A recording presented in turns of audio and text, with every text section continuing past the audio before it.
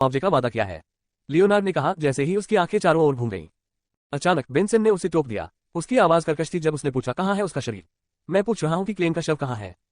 उसने अपने होंठ सिकोड़ लिए और रुक गया। हम उसे कब देख सकते हैं? कंपनी में, अब आप उसे देख सकते हैं, लियोनार्ड ने उत्तर दिया, अपने दुख को छिपाने में असमर्थ। ठीक है, बेंसन ने बड़ी मुश्किल से अपने कठोर होंठ हिलाए। मुझे पहले बाथरूम जाने दो। लियोनार्ड के उत्तर की प्रतीक्षा किए बिना वह जल्दी से बाथरूम में घुस गया और दरवाजा बंद कर दिया। वह सिंक के सामने खड़ा हो गया और नल चालू कर दिया, जिससे पानी बहने लगा। वह नीचे झुका और बार बार अपने चेहरे पर पानी के छींटे मारे। जैसे ही उसने ऐसा किया, उसकी हरकतें अचानक रुक गईं। लंबे समय तक कुछ भी नहीं बदला, केवल बाथरूम में बहते पानी की आवाज गूंजती रही। कुछ मिनट बाद बेंसन ने अपना सिर उठाया और दर्पण में देखा। उसने देखा कि उसका चेहरा पानी की बूंदों से ढका हुआ था। उसकी आंखों की लाली अब छिपना नामुमकिन थी। ... कुछ दिनों बाद राफेल कब्रिस्तान के एक कोने में डन का अंतिम संस्कार समाप्त करने के बाद भीड़ एक नई समाधि के सामने एकत्र हुई। उस पर क्लेन की श्वेत शाम तस्वीर थी, एक बहुत ही विद्वत्तापूर्ण तस्वीर। मेलिसा कब्र के सामने खड़ी थी, उसकी आंखें बिना किसी फोकस के थीं। उसके बगल में एलिजाबेथ अपने आंसू पोंछती रही। लियोनार्ड, बेंसन, फ्राई और ब्रेट ने ताबूत उठाया और चले गए और ताबूत को कब्र में डाल दिया। पुजारी द्वारा स्तुति और व्यक्तिगत प्रार्थना करने के बाद कब्र को मिट्टी से भर दिया गया, जिससे काले ताबूत को थोड़ा थोड़ा करके ढक दिया गया। इस समय मेलिसा घुटनों के बल बैठ गई और उसने अपने भाई के शरीर पर मिली तांबे की सीटी को फेंक दिया। लियोनार्ड ने मुड़कर इस दृश्य को देखा, उसका दिल पसीज गया। हालांकि उन्होंने प्रशंसा की कि यह लड़की कितनी मजबूत थी। वह जानता था कि यह लड़की बुरी खबर पाकर रोई नहीं, इसके बजाय वह दयनीय रूप से चुप रही। कब्र को समतल किया गया और उस पर एक पत्थर की पटिया बिछा दी गई। लियोनार्ड ने क्लेन की समाधि पर अंतिम नजर डाली। उनके लेख में 3 पंक्तियां थीं। सबसे अच्छा बड़ा भाई, सबसे अच्छा छोटा भाई, सबसे अच्छा सहकर्मी। शोकाकुल माहौल में ब्लैकथॉर्न सिक्योरिटी कंपनी के सदस्य धीरे धीरे चले गए। सेलेना और एलिजाबेथ ने भी अपने परिवार के आग्रह पर विदाई ली। केवल बेंसन और मेलिसा ही पीछे बचे थे। मैं किराए की गाड़ी ले लूंगा। बेंसन की हालत बहुत खराब थी, ऐसा लग रहा था मानो वह बहुत दिनों से सोया ही न हो। ठीक है, मेलिसा ने सिर हिलाया। अपने भाई को जाते हुए देखने के बाद वह समाधि के पत्थर की ओर देखने लगी। वह बैठ गई और अपना चेहरा अपनी बाहों में छिपा लिया। कुछ देर की चुप्पी के बाद मेलिसा ने अचानक डांटते हुए कहा, बेवकूफ। वह चुपचाप रोती रही, उसके आंसू रुक ही नहीं रहे थे। अल्पविराम, रात का समय, राफेल कब्रिस्तान में तांबे की चमड़ी वाला अजीब सफेद फूलों का गुलदस्ता लिए हुए क्लेन की कब्र के सामने खड़ा था। वह बहुत देर तक कुछ नहीं बोला, जब तक कि अंततः उसने आह नहीं भरी और खुद से बुदबुदाया, मुझे क्षमा करें, मैं 10 मिनट देर से आया था, लेकिन मुझे लगता है कि मुझे पता है कि वह कौन था। वह झुका और फूलों का गुलदस्ता नीचे रख दिया। कब्रिस्तान छोड़ने के लिए मुड़ने से पहले उसने टिंडन को भी छोड़ दिया, लेकिन तांबे की सीटी उसे वापस नहीं मिली। लाल चांदनी की रोशनी में वह स्थान शांत और शांत था। अचानक कब्र को सील करने वाली पत्थर की पटिया खुल गई। एक पीला हाथ मिट्टी से बाहर निकला।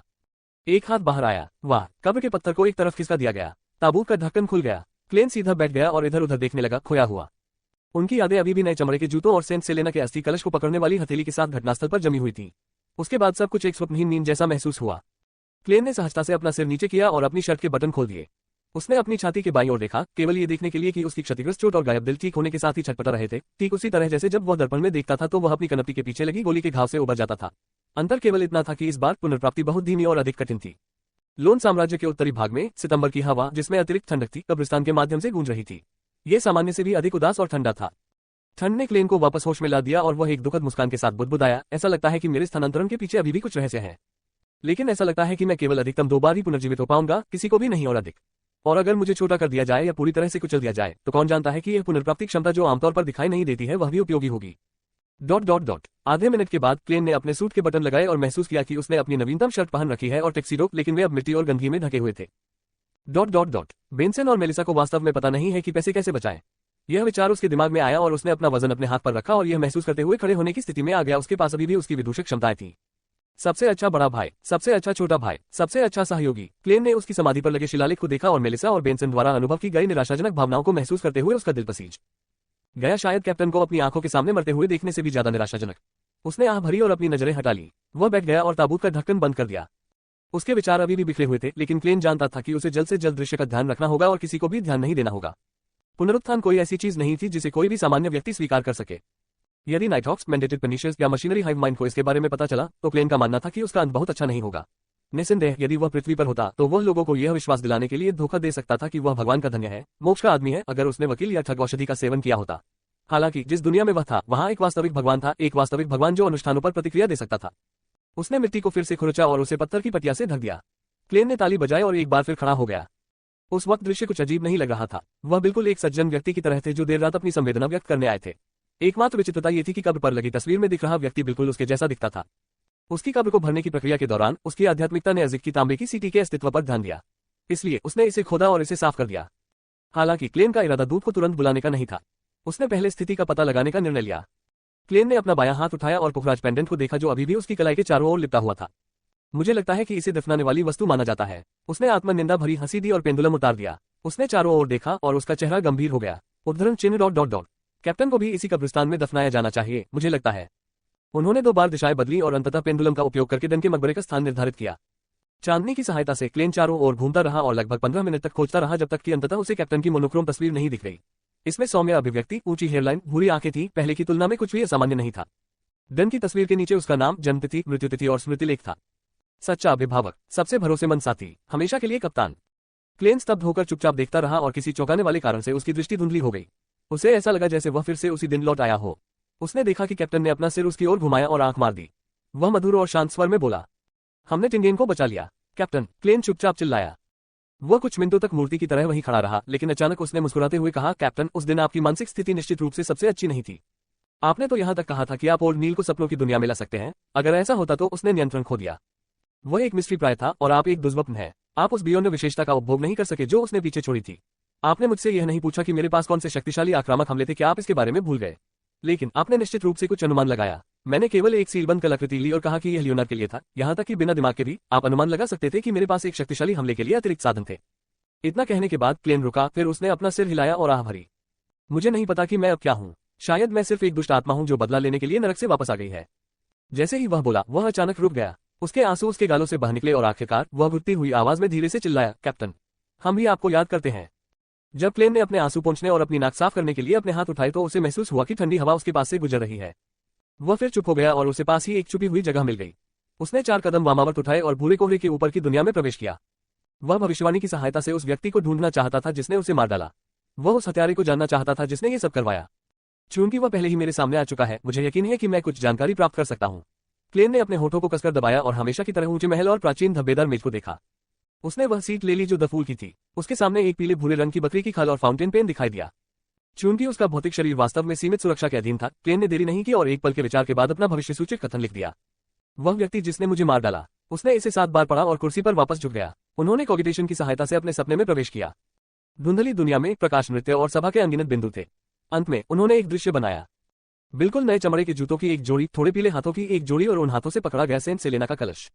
उसने ऊपर देखा और क्लेन को छोटे काले सुनहरे बालों वाला एक मध्यम आयु वर्ग का आदमी दिखाई दिया।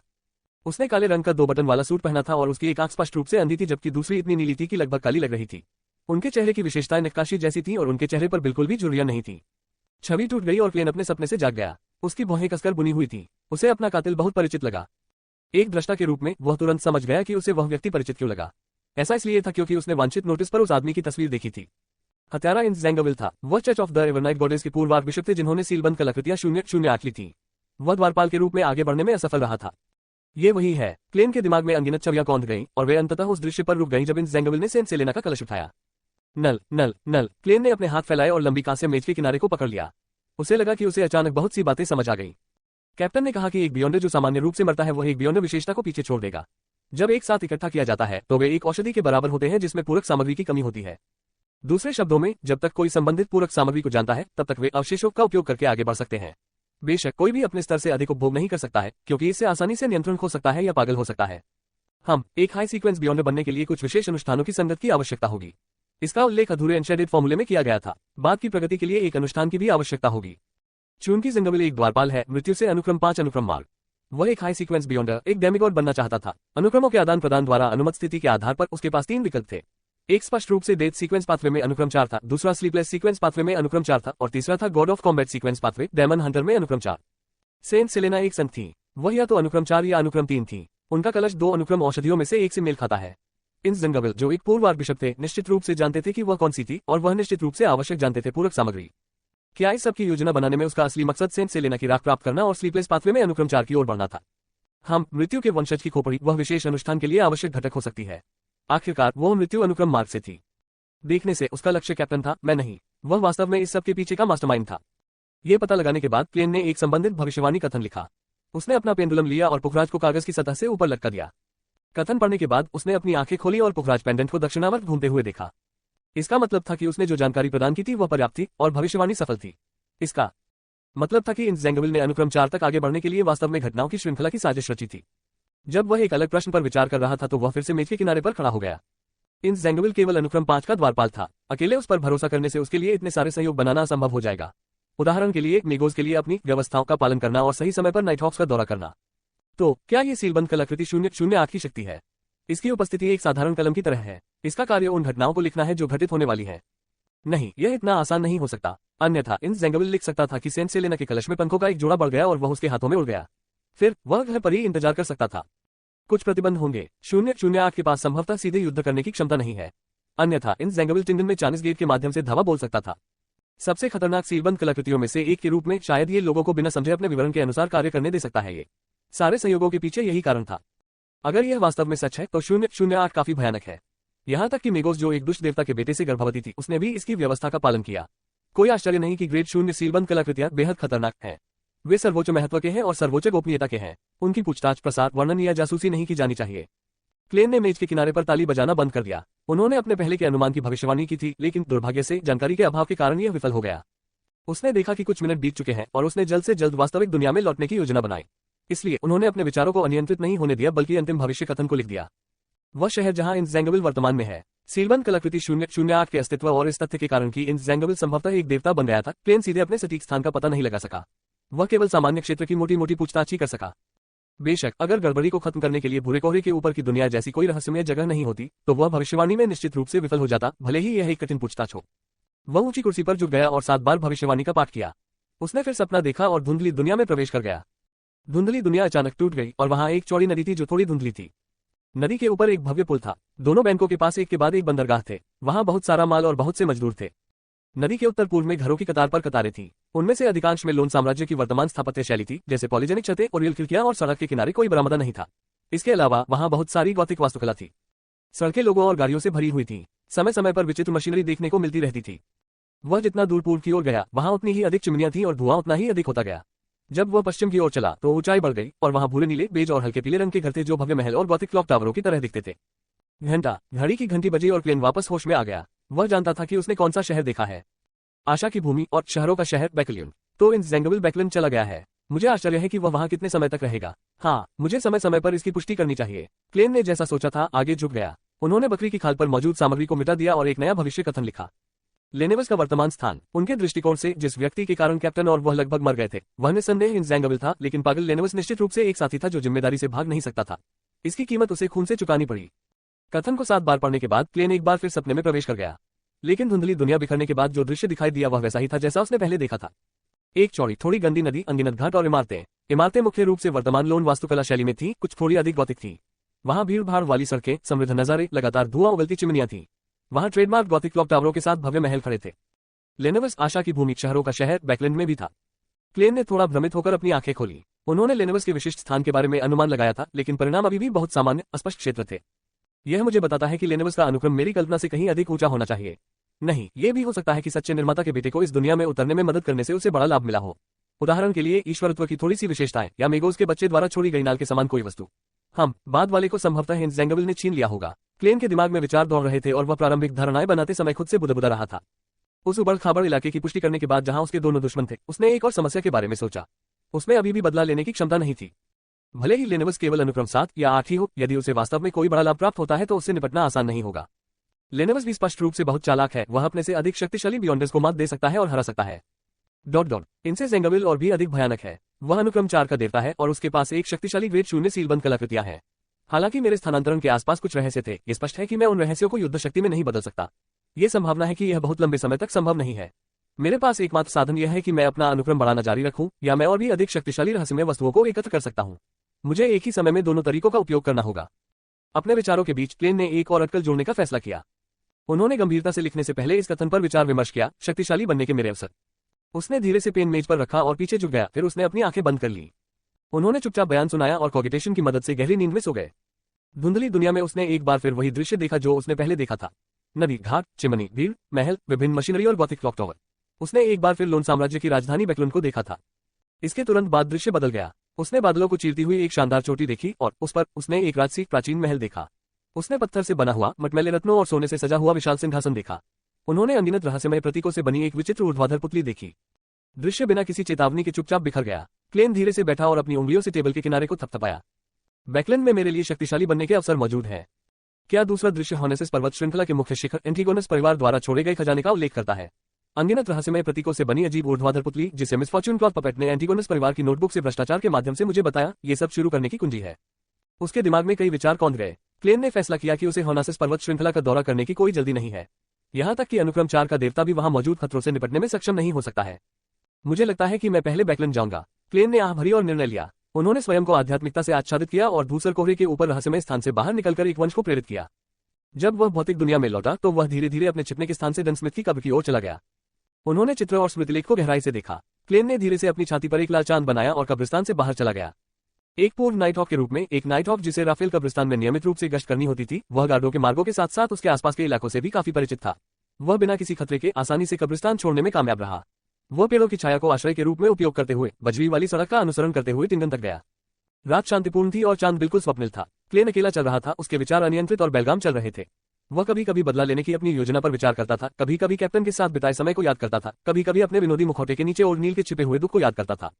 अनजाने में क्लेन एक भटकते भूत की तरह निकटतम सड़क में प्रवेश कर गया था और एक के बाद एक अपना रास्ता बना रहा था। 2 घंटे बाद उसने खुद को उस स्थिति से मुक्त कर लिया और अपने विचारों पर पूर्ण नियंत्रण हासिल कर लिया। उसे एहसास हुआ कि वह डैफोडिल स्ट्रीट पर खड़ा है। उसके सामने वह घर था जिसमें वह अपने भाई और बहन के साथ रहता था। सहज रूप से क्लेन यहाँ लौट आया था। उसने स्पष्ट खुशी के साथ एक कदम आगे बढ़ाया, लेकिन अचानक रुक गया। उसने एक कड़वी मुस्कान छोड़ी और आत्मग्लानि भरे स्वर में बुदबुदाया, अगर मैं ऊपर गया और दरवाजा खटखटाया तो मेलिसा सदमे से बेहोश हो सकती थी। बेंसन इतना घबरा जाएगा कि उसके बाल झड़ने लगेंगे। फिर वह अपना सर्वश्रेष्ठ प्रयास करेगा घुंघराले बालों वाले बबून के नाम पर मुझे शांति से समझाने के लिए। अपना सिर हिलाते हुए क्लेन ने आयरन क्रॉस स्ट्रीट की ओर जाने से पहले कुछ देर तक परिचित दरवाजे को देखा। ये भी ठीक है, ये भी ठीक है। भविष्य में मैं जो काम करूंगा उसमें उन्हें फंसाया नहीं जाएगा। नाइट हॉक्स टीम और पुलिस विभाग द्वारा उन्हें दिया गया मुआवजा उनके लिए एक स्थिर मध्यम वर्गीय जीवन जीने के लिए पर्याप्त होगा, भले ही मेलिसा नौकरी पाने में असफल हो और बेंसन अपनी नौकरी खो दे। क्लेन शुरू करने से पहले एक पल के लिए चुपचाप चला गया, थकान महसूस होना। लेकिन एक ऐसे व्यक्ति के रूप में जो मृत था। उसके पास पहने हुए कपड़ों, उसके पुखराज पेंडुलम और अजिक की तांबे की सीटी के अलावा कोई अन्य सामान नहीं था। उसके पास न पाउंड थे, न सोली, न पेनी। क्या मुझे श्री अजिक को एक पत्र भेजने और उन्हें मेरी मदद करने के लिए प्रेरित करने के लिए सीटी बजानी चाहिए? क्लेन आशावादी ढंग से हंसा। इसे भूल जाओ, फिलहाल मुझे उससे संपर्क नहीं करना चाहिए। शायद इन जैंगविल अभी भी उस पर निगरानी रख रही है। सही समय आने पर मैं उसकी तलाश करूंगा। एक बूढ़े राक्षस के लिए जो हजारों वर्षों से अनगिनत जिंदगियां जी रहा है, उसे पुनरुत्थान को समझने में सक्षम होना चाहिए। कम से कम आज रात बहुत ठंड नहीं है। मैं कुछ समय के लिए सोने के लिए जगह ढूंढ लूंगा और कल सुबह गुमनाम खाते से पैसे वापस पाने के लिए बैकलैंड बैंक की टिंडन शाखा में जाऊंगा। चूंकि हाल ही में करने के लिए बहुत सारी चीजें थी, क्लेन के पास बलि अनुष्ठान से जुड़े प्रयोग शुरू करने का समय नहीं था। उसने गुमनाम खाते में 300 पाउंड को भी नहीं छुआ था। यह मेरे कुछ समय के खर्चों को पूरा करने के लिए पर्याप्त होना चाहिए। मैं ये पुष्टि करने के लिए कल एक अखबार खरीदूंगा कि यह कौन सा दिन है। मिस जस्टिस और अन्य लोगों ने कोई नई प्रार्थना नहीं की, जिसका मतलब है कि मैंने कोई सभा नहीं छोड़ी। क्लेन ने सोचा, क्योंकि उसे एक ऐसी जगह मिली जहां हवा नहीं थी। वह बैठ गया और अपनी जैकेट उतार दी। उन्होंने इसे कंबल के रूप में इस्तेमाल किया और सोने के लिए दीवार का सहारा लिया। अभी उसे नींद में ज्यादा देर नहीं हुई थी कि अचानक किसी ने उसे जगा दिया। उसने एक पुलिसकर्मी को डंडा चलाते हुए देखा। उसके एपॉलेट पर केवल एक ही शेवरॉन था, सबसे निचली रैंकिंग वाला पुलिस कांस्टेबल। क्लेन ने उसकी पहचान सुनिश्चित करने के लिए उस पर नजर डाली। पुलिसकर्मी ने उग्रता से कहा, आप यहाँ सो नहीं सकते। सड़कें और पार्क आपके आलसी, बेरोजगार आवारा लोगों के सोने के लिए नहीं है। ये गरीब कानून की शर्तें हैं। क्या ऐसा है? क्लेन जम गया। अपनी संवेदनशील पहचान को देखते हुए उन्होंने पुलिसकर्मी से बहस नहीं की। उसने अपनी जैकेट पकड़ ली और दिन ढलने तक चलता रहा। इसके तुरंत बाद उसने अपना सिर नीचे किया और बैकलैंड बैंक की टिंडन शाखा में प्रवेश किया। उसने अपने द्वारा सेट किए गए पासवर्ड से 200 पाउंड निकाल लिए और किसी भी आपात स्थिति के लिए बचत के रूप में 1/3 पैसा छोड़ दिया। बिना किसी संदेह के जब क्लेन ने प्राचीन हर्मीस में पासवर्ड लिखा तो उसने प्रार्थनाएं सुनी। इसके बाद क्लेन ने औपचारिक पहनावे के 2 सेट, 2 शर्ट, 2 पतलून, 2 जोड़ी चमड़े के जूते, 2 बोटाई, 4 जोड़ी मोजे, साथ ही 2 मोटे डबल ब्रेस्टेड जैकेट, 2 ठोस रंग के फर कोट और पर 38 पाउंड खर्च किए। सर्दियों की तैयारी के लिए 2 जोड़ी मोटी पतलून। उन्होंने एक छड़ी, एक बटुआ और एक चमड़े का सामान बैग भी खरीदा। अपनी खरीदारी पूरी करने के बाद क्लेन को कपड़े धोने और कपड़े बदलने के लिए एक होटल मिला। किसी भी परिचित से मिलने से बचने के लिए उसने सीधे टिंडन में रेलवे स्टेशन के लिए एक निजी गाड़ी किराए पर ली। रास्ते में उसने एक अखबार खरीदा और पता चला कि आज रविवार है। ट्रेन से टिंडन से बैकलैंड तक पहुंचने में लगभग 4 घंटे लगे। एक शानदार प्रथम श्रेणी सीट की कीमत लगभग 3/4 पाउंड या 15 सोली होती है। द्वितीय श्रेणी की सीट की कीमत 10 सोली या आधा पाउंड है। खचाखच भरी, खराब रखरखाव वाली तीसरी श्रेणी की सीटें केवल 5 सोली पर सस्ती थीं। क्लेन ने 2 बजे की ट्रेन के लिए दूसरी श्रेणी की सीट खरीदने से पहले एक पल के लिए सोचा। क्लेन को अपना टिकट और सामान हाथ में लेकर प्रतीक्षा क्षेत्र में बैठने के लिए एक यादृच्छिक स्थान मिला। सुबह के 9 बजे से कुछ ही देर बाद का समय था। वह खुश थी कि लोन साम्राज्य में सख्त जनगणना नहीं थी। वह पानी और गैस के बिल के साथ साथ पिछले 3 महीनों के किराए का उपयोग करके अपनी पहचान साबित कर सकता है। ट्रेन का टिकट खरीदना और भी आसान था, क्योंकि उसे बस पैसों की जरूरत थी। क्लेन को अचानक अपने दिल में एक खालीपन महसूस हुआ जब वह वहां बैठा था। ये सोच रहा था कि वह दोपहर में टिंडन से बैकलैंड के लिए कैसे निकलने वाला था। उसने अपनी बहन के बारे में सोचा जो हमेशा उसे मां जैसा भाव देती थी। उसने अपने भाई के बारे में सोचा जिसे ठंडे चुटकुले सुनाना पसंद था। उसने सोचा कि कैसे वे अपना पेट इतना भर लेंगे कि उनका हिलने डुलने का मन ही न हो। इन दृश्यों को याद करते हुए क्लेन अचानक हंस पड़ा। वह फूट फूट कर हंसा क्योंकि उसने उस कछुए के बारे में सोचा था जिसे मेलिसा ने कठपुतली कहा था, साथ ही बेंसन की दयनीय हेयरलाइन के बारे में भी सोचा था। उसे अचानक तीव्र इच्छा हुई, वह अपने भाई बहनों को दोबारा देखना चाहता था। इस समय क्लेन को अचानक एहसास हुआ कि उसने पहले वाली ट्रेन क्यों नहीं चुनी, बल्कि 2 बजे की ट्रेन का टिकट क्यों खरीदा। वह अपना सामान ले गया और प्रतीक्षा क्षेत्र से जल्दी से निकल गया, किराए की गाड़ी लेकर डैफोडिल स्ट्रीट वापस चला गया। फिर वह विपरीत दिशा में एक छायादार क्षेत्र में छिप गया और अपने घर के दरवाजे की ओर देखने लगा। कई बार ऐसा हुआ जब उसका मन हुआ कि वह आगे बढ़ जाए, लेकिन वह चौड़ी सड़क पार करने का साहस नहीं कर सका। क्लेन ने हैरानी से सड़क पार देखा। अचानक उसे बेघर होने का एहसास हुआ। जब वह अभी स्थानांतरित हुआ था तो उसे भी ऐसी ही अनुभूति हुई थी। अचानक उसने देखा कि घर का दरवाजा खुला है और मेलिसा और बेंसन बाहर आए। मेलिसा ने काली पोशाक और काले रंग की टोपी पहन रखी थी। बेंसन शर्ट, बनियान, पतलून, कोट और टोपी में था, सभी काले रंग में। उन दोनों के भाव सुंदर उदास थे। मेलिसा पतली हो गई है, बेंसन इतना सुस्त क्यों है? क्लेन का दिल दर्द से कांप उठा। उसने अपना मुंह खोला लेकिन उनका नाम चिल्लाकर नहीं बता सका। बिना इसका एहसास किए वह बेंसन और मेलिसा के पीछे पीछे निकटतम नगरपालिका चौराहे तक चला गया। उसने देखा कि वहां फिर से तंबू लगा दिया गया है। एक नई सर्कस मंडली प्रदर्शन के लिए शहर में थी। बेंसन ने कुछ पैसे निकाले और प्रवेश टिकट खरीदे और मेलिसा को सर्कस में ले गए। उसने जबरन मुस्कुरा दिया। ये सर्कस मंडली बहुत प्रसिद्ध है। मेलिसा ने बिना किसी अभिव्यक्ति के सिर हिलाया। ठीक है। अचानक वह फिसल गई और गिरते गिरते बची। क्लेन, जो टिकट भी खरीद रहा था, ने अपना मुंह खोला। वह अपनी बहन की मदद करना चाहता था, लेकिन वह केवल उस हाथ को पीछे हटा सका जो उसने सहज रूप से बढ़ाया था और व्यस्त भीड़ में असहाय खड़ा था। बेंसन डर के मारे उछल पड़ा, लेकिन उसे मदद करने में बहुत देर हो चुकी थी। हालांकि मेलिसा ने जल्दी ही खुद को संभाल लिया। उसने अपने होंठ सिकोड़ लिए और कुछ नहीं बोली। इस समय जोकर आगे की ओर झुंड में आए। कुछ ने पहियों या बड़ी रबर की गेंदों पर संतुलन बनाने का काम किया, दूसरों ने अनगिनत टेनिस गेंदों को हवा में उछाला, फिर हास्यास्पद रूप से उनमें से हर एक को पकड़ लिया। प्रदर्शन को देखते समय मेलिसा जोकरों की उपेक्षा करती दिख रही थी। बेंसन ने जयकार करके अपनी बहन का उत्साह बढ़ाने की कोशिश की, लेकिन वह सफल नहीं हो सका।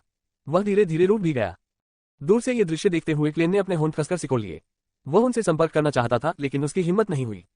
अचानक उसने अपने जैकेट में बटुए को छुआ और उसे एक विचार आया। बेंसन और मेलिसा चुपचाप विभिन्न प्रदर्शनों को देखते हुए आगे बढ़ते रहे। कुछ देर बाद उन्होंने एक जोकर को उनकी ओर दौड़ते हुए देखा। उसका चेहरा रंगीन पेस्टल रंगों से रंगा हुआ था। सबसे पहले उन्होंने एक टेनिस बॉल हवा में फेंकी और जब आसपास के लोगों का ध्यान हवा की ओर गया तो उन्होंने हवा से एक फूल बना दिया। यह एक सिविले क्रिसेंथेमम था। जोकर मेलिसा और बेंसन के सामने फूल लेकर आया।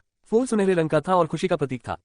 मेलिसा और बेंसन ने चकित होकर जोकर को देखा। उन्होंने जो कुछ देखा वह हल्के रंग के चेहरे पर छाई हुई एक विस्तृत मुस्कान थी। यह एक प्रसन्न मुस्कान, एक अतिरंजित मुस्कान, एक हास्यास्पद मुस्कान थी। प्रथम खंड का अंत। चूचू। स्टेशन के हर कोने में एक रेलगाड़ी की सीटी गूंज उठी, क्योंकि भाप इंजन के रूप में एक धातु का राक्षस 20 से अधिक गाड़ियों के साथ धीमी गति से रुका। टेक्सिडो और हाफ टॉप टोपी पहने क्लेन के पास एक बड़ा हुआ सामान बैग था जो उसके फिगर के साथ असंगत लग रहा था। उन्होंने लोएन साम्राज्य की राजधानी बैकलुन की जमीन पर एक मजबूत कदम उठाया। ये शहर दक्षिण पूर्व में बहने वाली टुसोक नदी द्वारा 2 क्षेत्रों में विभाजित था। दोनों भूमि बैकलैंड ब्रिज और घाटों से जुड़ी हुई थी, जिनकी आबादी 50 लाख से अधिक थी। ये दक्षिणी और उत्तरी महाद्वीपों की सबसे समृद्ध राजधानी थी। क्लेन ने दूर तक देखा और हर जगह हल्की पीली धुंध देखी। दृश्यता भयानक थी और ट्रेन प्लेटफॉर्म के ऊपर लटके गैस लैंप पहले से ही निराशा और अंधेरे को दूर करने के लिए जलाए गए थे। अभी तो केवल 6:30 बजे हैं। ऐसा लगता है जैसे 9 या 10 बजे हैं। क्लेन ने अनजाने में अपना सिर हिलाया। अचानक उसे टुस्कॉक टाइम्स पर पड़ा हुआ एक चुटकुला याद आया। एक सज्जन जो अभी अभी बैकलुन पहुंचे हैं स्वयं को घनी धुंध में खोया हुआ पाते हैं। असहाय होकर वह अपने पास से गुजर रहे एक भीगे हुए सज्जन से पूछता है, आप टुस्कॉक नदी तक कैसे पहुंचेंगे? सज्जन ने मित्रतापूर्ण ढंग से उसे उत्तर दिया, बिना रुके सीधे चलो, मैं बस वहां से तैरकर आया हूं। जब भी मैं बैकलैंड समाचार पत्र या पत्रिकाएं पढ़ता हूं तो पत्रकार और संपादक प्रदूषित हवा या कोहरे वाले दिनों की बढ़ती संख्या का हर संभव तरीके से मजाक उड़ाते हैं। इससे पहले बैकलैंड डेली ट्रिब्यून ने भी आंकड़े बनाए थे और यह पाया गया था कि यह 30 साल पहले साल में लगभग 7 दिन से बढ़कर अब साल में 75 दिन हो गया है। इसके लिए कई दूरदर्शी लोगों ने suit reduction association, smoke reduction association जैसे संगठनों की स्थापना की। जाहिर है, सितंबर में एक विधेयक आया था जिसने प्रस्ताव दिया था राष्ट्रीय वायुमंडलीय प्रदूषण परिषद स्थापित करने की आवश्यकता। अचानक हुई परेशानी से राहत पाने के लिए क्लेन ने अपना बड़ा सामान बैग नीचे किया और अपनी नाक भींच ली। फिर अपनी सुनहरी चेन का पता लगाते हुए उसने अपनी बनियान की जेब से एक सुनहरी जेब घड़ी निकाली। उसने उसे खोला और समय देखा। जब उसने सचमुच अपने भाई बहनों को अलविदा कहा तो वह विशेष रूप से एक डिपार्टमेंटल स्टोर में गया और 4 पाउंड 10 सोली खर्च करके एक सुनहरी पॉकेट घड़ी खरीदी और उसे 1 पाउंड 5 सोली की सोने की चेन से मिलाया। लगातार सही समय का पता न चलने के कारण उसे भय का अनुभव होने लगा। क्लेन ने एक चांदी की पॉकेट घड़ी खरीदने की योजना बनाई थी क्योंकि उसे लगा कि यह उसके स्वभाव से मिल खाती है। लेकिन एक जोकर के वास्तविक सार पर विचार करने के बाद उसने अंततः एक अधिक दिखावटी और अतिरंजित सुनहरी घड़ी चुनी। 6:39। अब ज्यादा देर नहीं हुई है। क्लेन ने अपनी पॉकेट घड़ी हटा दी और अपनी छड़ी और सामान का थैला पकड़ लिया और धीरे धीरे भीड़ के साथ स्टीम लोकोमोटिव स्टेशन से बाहर चला गया। उसने अचानक करवट ली, जिससे एक व्यक्ति जो गुप्त रूप से उसका पीछा कर रहा था उसकी जेब की ओर हाथ बढ़ाते समय उसका हाथ खाली हो गया। क्लेन को इस घटना से कोई फर्क नहीं पड़ा और वह सीमेंट से बनी सड़क का अनुसरण करते हुए भीड़ में शामिल हो गया और अपने सामने एक चौराहे पर पहुंच गया। वहां एक लॉन और बगीचा था जो एक चिमनी जैसे स्तंभ के चारों ओर घिरा हुआ था। नहीं, यह बहुत संभव है कि यह एक चिमनी हो। क्लेन ने स्तंभ को उसके ऊपरी सिरे से गाढ़ा धुआं उगलते हुए देखा। धुएं का एक भाग आकाश में ऊंचा उड़ गया और एक भाग छोटी तरल बूंदों में संघनित हो गया जो हर जगह बिखर गया। क्लेन एक बार फिर रुका और अपना सामान नीचे रख दिया। उसने अखबार और नक्शा फैलाया जिसे उसने अपने दूसरे हाथ से पकड़ रखा था। भाप इंजन पर रहते हुए उन्होंने पहले से ही योजना बना ली थी कि उन्हें कहां जाना है या आगे क्या करना है। सुबह जोकर के रूप में प्रच्छन्न होने पर उसे जो अनुभव हुए थे और जो मानसिक अनुभव उसे हुआ था, उससे क्लेन को अंततः एक जोकर के वास्तविक सार का एहसास हुआ। यद्यपि भाग्य के बारे में थोड़ा जानने में सक्षम होने के बावजूद व्यक्ति असहाय रहता है भाग्य, इसलिए कोई भी व्यक्ति सभी दर्द, दुख, भ्रम और अवसाद को छिपाने के लिए मुस्कुराते चेहरे का उपयोग कर सकता है। उस पल में उन्होंने स्पष्ट रूप से क्लाउन पोषण को डाइजेस्ट महसूस किया और उनका मानना था कि यदि वह इसी तरह से अभिनय करते रहे तो उन्हें आगे बढ़ने का एक और प्रयास करने में देर नहीं लगेगी। लेकिन यही समस्या थी, वह अनुक्रम 7 औषधि का संबंधित नाम नहीं जानता था, इसका सटीक सूत्र तो बिल्कुल भी नहीं जानता था। मुझे सूत्र कैसे प्राप्त करना चाहिए? गुप्त आदेश शायद ही कभी प्रकट होता है। ऐसा प्रतीत होता है कि उनकी रुचि केवल एंटीगोनस परिवार की वस्तुओं में है। यही कारण है कि दूसरों को उनके बारे में बहुत कम समझ है। हाँ, मुझे 2 पहलुओं पर विचार करना चाहिए। 1, मुझे स्थानीय बियॉन्ड सर्कल के संपर्क में आने और ये देखने की जरूरत है कि क्या मुझे कोई सुराग मिल सकता है। 2, मुझे एक जाल बिछाना चाहिए और गुप्त आदेश को बाहर निकालने के लिए एंटीगोनस परिवार के खजाने को चारे के रूप में इस्तेमाल करना चाहिए। आखिरकार मुझे असंख्य रहस्यमय प्रतीकों से बनी विचित्र ऊर्ध्वाधर पुतली का ज्ञान तो है, लेकिन ये बहुत जोखिम भरा है। मुझे सावधान रहने की जरूरत है क्योंकि चारा बहुत अच्छा या बहुत बुरा नहीं हो सकता। यदि यह बहुत बुरा है तो यह उनकी रुचि को आकर्षित नहीं करेगा, और यदि यह बहुत अच्छा है तो मैं एक शार्क को आकर्षित कर सकता हूँ, एक शार्क जो मुझे पूरा निगल सकती है। सीक्रेट ऑर्डर के नेता जरातुल वह व्यक्ति है जिन्होंने सम्राट रोसेले का मार्गदर्शन किया था। हो सकता है कि उसने उस क्रांतिकारी दावत के दौरान पाइका सबसे बड़ा टुकड़ा प्राप्त किया हो। बेशक वह अभी भी जीवित नहीं हो सकता है क्योंकि वह 200 साल पहले की बात है। उसके विचारों के बीच प्लेन को बैकलिन की ठंडक महसूस हुई और वह मदद नहीं कर सका। कभी उन्होंने जल्द से जल्द एक आवाज ढूंढने का फैसला किया। उसने कागजों को पलटा और एक बार फिर किराए के अनुभाग को ब्राउज किया और एक गोलाकार विज्ञापन देखा। 15 मिन्स्क स्ट्रीट, चेरवुड बरो, टेरेस हाउस, 18 सोल का साप्ताहिक किराया। क्लेन ने उस क्षेत्र के बारे में बहुत सावधानी से सोचा था जिसमें उसे रहना था। हालांकि बैकलिन की आबादी 50 लाख से अधिक थी, फिर भी उसे सावधान रहने की जरूरत थी स्थानीय नाइटहॉक से मिलने के बारे में। चाहे वह नव स्थानांतरित दिल्ली हो या लोरुटा, एयूरहॉसन और बोर्गिया जिनसे वह पहले मिला था, वे निश्चित रूप से उसे पहचानने में सक्षम होंगे। इसलिए क्लेन ने नॉर्थ बरो को खत्म कर दिया जहां church of the Evernight Goddess Backlund सूबा का मुख्यालय और सेंट सैमुअल कैथेड्रल था। उन्होंने बेहतरीन सुरक्षा और बेहद कड़ी निगरानी वाले एम्प्रेस बरो और वेस्टर्न बरो वाले इलाकों को भी खत्म कर दिया। ये दोनों नगर रईसों और सबसे अमीर अमीरों के थे, जिनमें से अधिकतर रईस महारानी बरो के करीब रहते थे। श्रमिक क्षेत्रों, बंदरगाह और ईस्ट बरो और बैकलिन ब्रिज क्षेत्र को खत्म करने के बाद जहां गरीब इकट्ठा होते थे, क्लेन के पास कुछ विकल्प बचे थे। पहली पसंद हिल्स्टन बैकलिन थी, जहां Backlund stock exchange, clearing house, futures centre, 7 प्रमुख बैंकों के मुख्यालय, विभिन्न ट्रस्ट फंड, रेल कंपनियां और बल्क कार्गो वाणिज्य कंपनियां थीं। इसे लोन साम्राज्य के वित्तीय, व्यापारिक और आर्थिक केंद्र के रूप में जाना जाता था। दूसरी पसंद चेरवुड बरो थी, जहां कई छोटी कंपनियां और आवासीय इमारतें थीं। दोनों नगरों में बहुत सारे लोग थे और सुरक्षा अपेक्षाकृत अच्छी थी। ये छिपने के लिए अच्छा था। गंभीरता से विचार करने के बाद क्लेन ने सस्ता चेरवुड बरो चुना। उन्होंने कैपिटल हाउसिंग इंप्रूवमेंट कंपनी या कैपिटल हाउसिंग इंप्रूवमेंट एसोसिएशन जैसे संगठनों की तलाश नहीं की। इसका कारण यह था कि उन्हें पहचान की आवश्यकता थी जो वह इस समय प्रदान नहीं कर सके। अगर आज मुझे किराए के लिए जगह नहीं मिली तो मैं एक मोटल ढूंढूंगा जिसमें रात रुकने के लिए किसी पहचान की आवश्यकता नहीं होगी। क्लेन ने सामान अपने हाथ में इकट्ठा किया और अपना सामान ले गया। मानचित्र के अनुसार वह एक डिपार्टमेंटल स्टोर के प्रवेश द्वार की ओर चला गया। वह बैकलिन मेट्रो का प्रवेश द्वार था। हाँ, एक मेट्रो। जब क्लेन ने पहली बार अखबारों और पत्रिकाओं में मेट्रो शब्द देखा तो वह लगभग डर से उछल पड़ा। उन्होंने कभी उम्मीद नहीं की थी कि इस युग में एक ऐसा परिवहन वाहन वास्तविकता बन गया है जिसने बिजली के युग में प्रवेश नहीं किया है।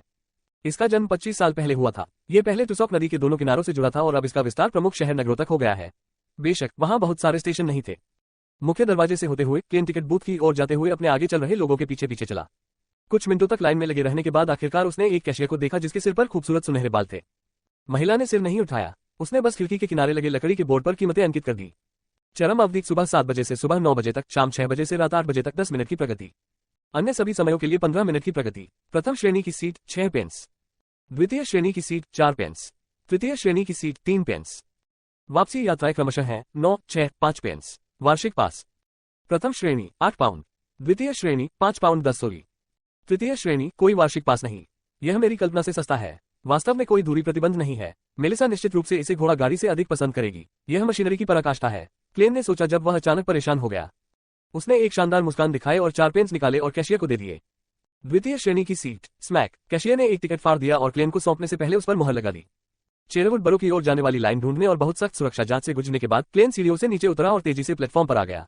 उन्होंने जमीन पर लगे लेबलों का पालन किया और द्वितीय श्रेणी की सीटों के लिए उपयुक्त स्थान ढूंढ लिया।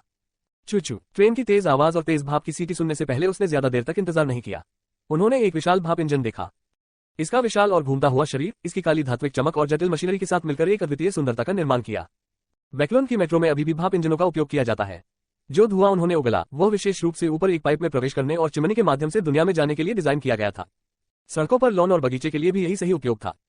धातु की तेज आवाज के बीच क्लेन ने पहले यात्रियों के उतरने का इंतजार किया और फिर धीरे धीरे अपनी छड़ी और सामान ले गया। इसके बाद उन्होंने कंडक्टर को अपने टिकट चेक करने की इजाजत दे दी। तीसरी श्रेणी की सीटों के विपरीत दूसरी श्रेणी की सीटों पर एक व्यक्ति पर एक सीट होती थी, इसलिए किसी की सीट छिन जाने की कोई चिंता नहीं होती थी। जैसे ही क्लेन बैठा, अपना सामान रखा और अपनी छड़ी का सहारा लिया, उसने अचानक तेजी से कदमों की आहट सुनी। उसने अवचेतन रूप से दरवाजे की ओर देखा और एक दुबले पतले किशोर लड़के को गाड़ी में चढ़ते देखा। लड़के ने एक कोट पहना हुआ था जो उसकी उम्र के अनुरूप नहीं था। उसने एक गोल शीर्ष टोपी पहनी थी और एक फटा हुआ थैला ले रखा था। उसने अपना सिर बहुत नीचे झुका रखा था। मुझे क्षमा करें, मैं गलत गाड़ी में चढ़ गया। मैं तीसरी श्रेणी से हूँ। तीसरी श्रेणी की गाड़ी की ओर तेजी से चलने से पहले उसने अपना टिकट दिखाया और यात्रियों से माफी मांगी। क्लेन ने अपनी निगाहें हटा ली और एक बार फिर अपने गंतव्य की पुष्टि की और गाड़ी के दरवाजे बंद होने का इंतजार करने लगा। उसी क्षण उसने अराजक और तेज कदमों की आहट सुनी। तभी उसने काले कोट और आधी टोपी पहने कुछ लोगों को गाड़ी में आते देखा। क्या वे उस 15 वर्षीय लड़के का पीछा कर रहे हैं? क्लेन के मन में सहज रूप से ऐसा विचार आया। उसने धीरे से अपना सिर हिलाया और गाड़ी में सवार अन्य यात्रियों की तरह ही अपने समाचार पत्र और मानचित्र पढ़ना जारी रखा। ये चुटकुला अंग्रेजी पत्रिका पंच से लिया गया है। क्या आपने एक किशोर लड़के को देखा? उसने एक पुराना कोट पहना हुआ है। जो आदमी गाड़ी में घुस गया उनमें से एक ने कंडक्टर से जमकर पूछा। क्लेन ने अपनी आंखों के कोने से उस आदमी को देखा। वह पतला और कठोर था। लंबे समय तक सूरज के संपर्क में रहने के कारण उसकी त्वचा का रंग गहरा हो गया था। उसकी आंखें सामान्य लोन साम्राज्य के नागरिक की तुलना में कहीं अधिक धसी हुई थीं। एक पर्वतारोही या मिश्रित रक्त? उसने सोच समझकर सिर हिलाया। उत्तरी महाद्वीप के मध्य में वह बिंदु जहां होनासिस पर्वत श्रृंखला शुरू होती थी, वहां एक उच्च भूमि थी जो अत्यधिक गर्म और शुष्क थी। इसका अधिकांश भाग फेनापोटा साम्राज्य के अंतर्गत था, जबकि पश्चिम का क्षेत्र इंटिस गणराज्य के अंतर्गत था। पूर्व का क्षेत्र लोन साम्राज्य का था। इसके मूल निवासी दुबले पतले और जंगली थे, लेकिन वे बहादुर और युद्ध में कुशल थे। बहुत समय पहले वे 3 देशों के लिए सबसे बड़ी समस्याओं में से एक के रूप में सामने आए थे। लेकिन बारूद की प्रगति और युद्ध के तरीके में बदलाव के साथ इन पर्वतारोहियों ने अंततः वास्तविकता को पहचाना और आत्मसमर्पण कर दिया। उनमें से एक बड़ी संख्या ने ऊंचे इलाकों को छोड़ दिया और बैकलन, ट्राय, फेनापोटा सिटी और उत्तरी महाद्वीप के विभिन्न समृद्ध शहरों या बंदरगाहों में प्रवेश किया। कुछ श्रमिक थे, जबकि अन्य स्थानीय त्रय के ग्रंथ बन गए। उन्होंने हत्या करने का साहस किया और कठिन परिस्थितियों का कोई डर नहीं दिखाया। कंडक्टर 20 साल का एक आदमी था। ये सुनकर वह पीछे हट गया और उसने तीसरी श्रेणी की गाड़ी की ओर इशारा किया। मैंने उसे देखा, वह सो गया। काला कोट और आधी टोपी पहने नेता ने अनजाने में सिर हिलाया। वह अपने लोगों का नेतृत्व करते हुए तीसरी श्रेणी की गाड़ी में चढ़ गया और आसपास के यात्रियों के प्रति कोई चिंता नहीं दिखाई। अगर मैं वह लड़का होता तो मैं पहले ही तीसरी श्रेणी की गाड़ी से उतर चुका होता। जैसे ही क्लेन ने अपना अखबार पढ़ा, उसने अपने विचारों को भटकाना शुरू कर दिया। लगभग 1 मिनट बाद गाड़ी के दरवाजे बंद होते ही ट्रेन ने सीटी बजा दी। चुप चुप। जैसे जैसे स्टीम मेट्रो आगे बढ़ी, उसकी गति तेज होने लगी। लेकिन उस पल क्लेन को अचानक कुछ महसूस हुआ और उसने दूसरी श्रेणी की गाड़ियों की ओर जाने वाले दरवाजे को देखने के लिए ऊपर देखा। किशोर लड़का अपना पुराना कोट और गोल टोपी पहने हुए और एक फटा हुआ थैला लेकर धीरे धीरे गाड़ी में चढ़ गया। वह किशोर लग रहा था और उसके चेहरे की विशेषताएं परिष्कृत थीं। उसकी लाल आंखें शांत और गंभीर थीं। प्रभावशाली। वह तीसरी श्रेणी की गाड़ी से उतरा और प्रथम श्रेणी की गाड़ी में फिर से प्रवेश करने के लिए चारों ओर चक्कर लगाया। क्या उसे डर था कि उसका पीछा करने वालों के साथी मेट्रो स्टेशन के अंदर इंतजार कर रहे थे? क्लेन थोड़ा आश्चर्यचकित हुआ। उन्होंने महसूस किया कि लड़के द्वारा स्थिति को संभालने का तरीका काफी परिपक्व और सावधान था। वह 20 वर्ष की आयु वाले अधिकांश लोगों से कहीं बेहतर था। उसने इस बाईं दार पर हल्के से क्लिक किया और गुप्त रूप से अपनी स्पिरिट विजन को सक्रिय कर दिया। उन्होंने लड़के को स्कैन किया और देखा कि वह थकान की स्थिति में था। उसकी भावनाएं तनावपूर्ण थीं और वह निराश था। हालांकि उन्होंने अभी भी नीलापन बनाए रखा जो शांत सोच का प्रतिनिधित्व करता था। प्रभावशाली। इस उम्र में क्लेन ने चुपचाप बड़बड़ाते हुए अपना सिर नीचे कर लिया और अपने पेपर पढ़ना जारी रखा। जब वह एक बार फिर तीसरी श्रेणी की गाड़ी की ओर बढ़ रहा था तो लड़के को ध्यान नहीं आया कि एक ब्यूरो ने उसकी जांच की थी। बाकी यात्रा स्थिरता और शांति से हुई। क्लेन 20 मिनट बाद चेरवुड बरो के 3 रेलवे स्टेशनों में से एक पर पहुंचा। मिन्स्क स्ट्रीट खोजने से पहले उन्होंने लगभग 10 मिनट के लिए किराए की गाड़ी ली। कागजात में वर्णित विवरण के अनुसार वह यूनिट 17 में आया जो यूनिट 15 के बगल में था और दरवाजे की घंटी खींची। कोयल कोयल। जैसे ही घर के अंदर आवाजें गूंजी, एक यांत्रिक पक्षी जो बहुत आकर्षक नहीं लग रहा था दरवाजे के ऊपर से बाहर निकला। ये लगभग एक हथेली के आकार का था और गियर तथा अन्य भागों से बना था। वह लगातार अपना सिर हिलाता रहा और कोयल पक्षी की आवाज निकालता रहा। बुरा खिलौना नहीं, ये बहुत अच्छी तरह से तैयार नहीं किया गया है। क्लेन ने एक वस्तुपरक मूल्यांकन किया। लगभग 20 सेकंड बाद अंधेरा दरवाजा खोला गया। सफेद और काले कपड़े पहने एक युवा नौकरानी ने क्लेन को सावधानी से देखा और पूछा, क्या मैं आपकी मदद कर सकती हूँ? क्लेन मुस्कुराया और अपना बेत लहराया जो अब अखबारों में लिपटा हुआ था। मैं यहाँ श्रीमती सैमर को एक घर किराए पर देने के बारे में ढूंढने आया हूँ। मैं अनुमान लगा रहा हूँ कि इसे किराए पर नहीं दिया गया है। अखबार पर पूरा नाम स्टैलिन सैमर था। बिल्कुल नहीं, कृपया एक क्षण प्रतीक्षा करें। नौकरानी ने नम्रता से अपनी पीठ झुका ली। वह दौड़कर अंदर गई और अपनी मालकिन को सूचना दी। कुछ क्षण बाद वह फिर से बाहर आए और उसे अंदर ले गई। फिर उसने उसकी छड़ी और सामान को फोर में रखने में उसकी मदद की और उसके कोट और टोपी को उसी स्थान पर कपड़े की रैक पर लटका दिया। गर्म हवा के झोंके से वह जलमग्न हो गया, जिससे क्लेन द्वारा लाई गई ठंडक बिखर गई। उसने क्षेत्र का निरीक्षण किया और सबसे पहले एक विशिष्ट रूप से डिजाइन की गई चिमनी देखी। उसने अंदर लाल धुआं रहित कोयले के टुकड़े जलते हुए देखे। सैमर का लिविंग रूम काफी बड़ा था। क्षेत्रफल में ये लगभग संपूर्ण मोरेटी की पहली मंजिल के बराबर था। कुछ क्षेत्रों को सुंदर दृश्यों के कालीनों या तेल चित्रों से सजाया गया था। नौकरानी क्लेन को सोफे पर ले आए और हल्के पीले रंग की पोशाक में अपनी मालकिन से कहा, महोदय, मेहमान यहाँ है। मालकिन की उम्र 30 के आसपास थी। उसके सुनहरे बाल और नीली आंखें थीं। वह काफी सुंदर लग रही थी और उसने अपनी युवावस्था को अच्छी तरह से बरकरार रखा था। उसके हाथ में चांदी जड़ा पंखों वाला शाही पंखा था। चूंकि वह घर पर थी और चिमनी गर्म वातावरण के लिए बनी थी, उसने अपनी गर्दन के चारों ओर कुछ भी नहीं पहना था, जिससे उसकी सफेद छाती और चमकदार लंबी गर्दन दिखाई दे रही थी। नमस्कार श्रीमती सैमर। क्लेन ने एक हथेली अपनी छाती पर दबाई और झुक गया। श्रीमती सैमर संयमित भाव से मुस्कुराई। शुभ संध्या, कृपया बैठ जाइए। क्या आप कुछ कॉफी या चाय चाहेंगे? क्लेन सोफे पर बैठ गया और स्पष्ट रूप से उत्तर दिया, चाय कृपया। जूलियन मार्क्विस ब्लेक, श्रीमती सैमर ने निर्देश दिया। फिर उसने अपनी आंखें क्लेन की ओर घुमाई और पूछा, मैं तुम्हें कैसे संबोधित कर सकती हूँ? शर्लेक मोरियार्टी। आप मुझे शर्लेक कह सकते हैं। क्लेन ने लंबे समय से एक नकली नाम के बारे में सोचा था। उसी समय उसे रसोई से एक खुशबू का एहसास हुआ और उसने जटिल पाइप देखे। हे, ये मेरे पति के डिजाइन है। हालांकि उनकी वास्तविक नौकरी कोई कंपनी में प्रबंधक की है, वह मशीनरी के शौकीन है। वह किंगडम के सूट रिडक्शन एसोसिएशन के सदस्य भी हैं। श्रीमती सैमर ने क्लेन की नजर को देखा और मुस्कुराते हुए समझाया, श्रीमती जी, इतने विस्तार में जाने की जरूरत नहीं है। मैं यहाँ आपके पति के साथ ब्लाइंड डेट पर नहीं आया हूँ। क्लेन ने मुस्कुराते हुए कहा, मिसेज सैमर, मैं यूनिट 15 को किराए पर लेना चाहता हूँ। श्रीमती सैमर ने सुरुचिपूर्ण ढंग से बैठते हुए अपनी पीठ सीधी कर ली। उसने मुस्कुराते हुए कहा, मुझे आपको कुछ चीजें याद दिलानी है। यूनिट 15 में ऐसे पाइप, रिक्लाइनिंग कुर्सियां, कार्ड टेबल, महोगनी रसोई अलमारियां, बढ़िया चीनी मिट्टी के बर्तन, चांदी कटलरी, सोना चढ़ाया हुआ चाय सेट या हटाने योग्य कालीन नहीं है। उसने अपने घर की चीजों की ओर इशारा करते हुए उन्हें एक के बाद एक पेश किया।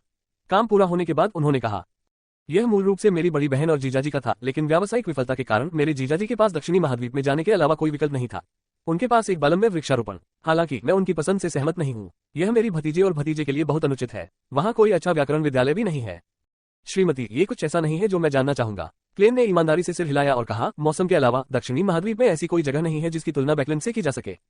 उनके समझौते से श्रीमती सैमर बहुत संतुष्ट हुई क्योंकि उनकी आंखें थोड़ी झुक गईं। इस घर की लीज अभी भी 3 साल की है। मैं चाहता हूं कि आप 1 साल का किराया एक बार में चुकाएं। प्रति सप्ताह 18 सोली। फर्नीचर के उपयोग पर 1 सोली का खर्च आएगा। मैं 50 पाउंड की जमा राशि एकत्र कर सकता हूँ। क्लेन ने अपना सिर हिलाया और मुस्कुराया। श्रीमती सैमर, आपको ये बताने में सक्षम होना चाहिए कि मैं अभी बैकलैंड पहुंचा हूँ। मुझे नहीं पता कि समय पर मेरे साथ क्या होगा। जमा के लिए 50 पाउंड का भुगतान करने से किसी भी जोखिम का विरोध करने की मेरी क्षमता कम हो जाएगी। मेरी सीमा है आधा साल। उन्होंने अभी भी बैकलैंड के ईस्ट बरो में एक और 1 बेडरूम का अपार्टमेंट किराए पर लेने की योजना बनाई है। वह इसका उपयोग अपने कपड़े बदलने, भेष बदलने और किसी भी पछतावे से दूर रहे। उसने जो करने की योजना बनाई उसके लिए यह आवश्यक था। स्टेलिन ने थोड़ा सिर हिलाया और पूछा, क्या आपने व्याकरण विद्यालय में पढ़ाई की है? क्लेन ने हंसते हुए कहा, हाँ, मैंने बाद में इतिहास का स्व अध्ययन किया। क्या आपकी कोई पहचान है? स्टेलिन ने लापरवाही से पूछा।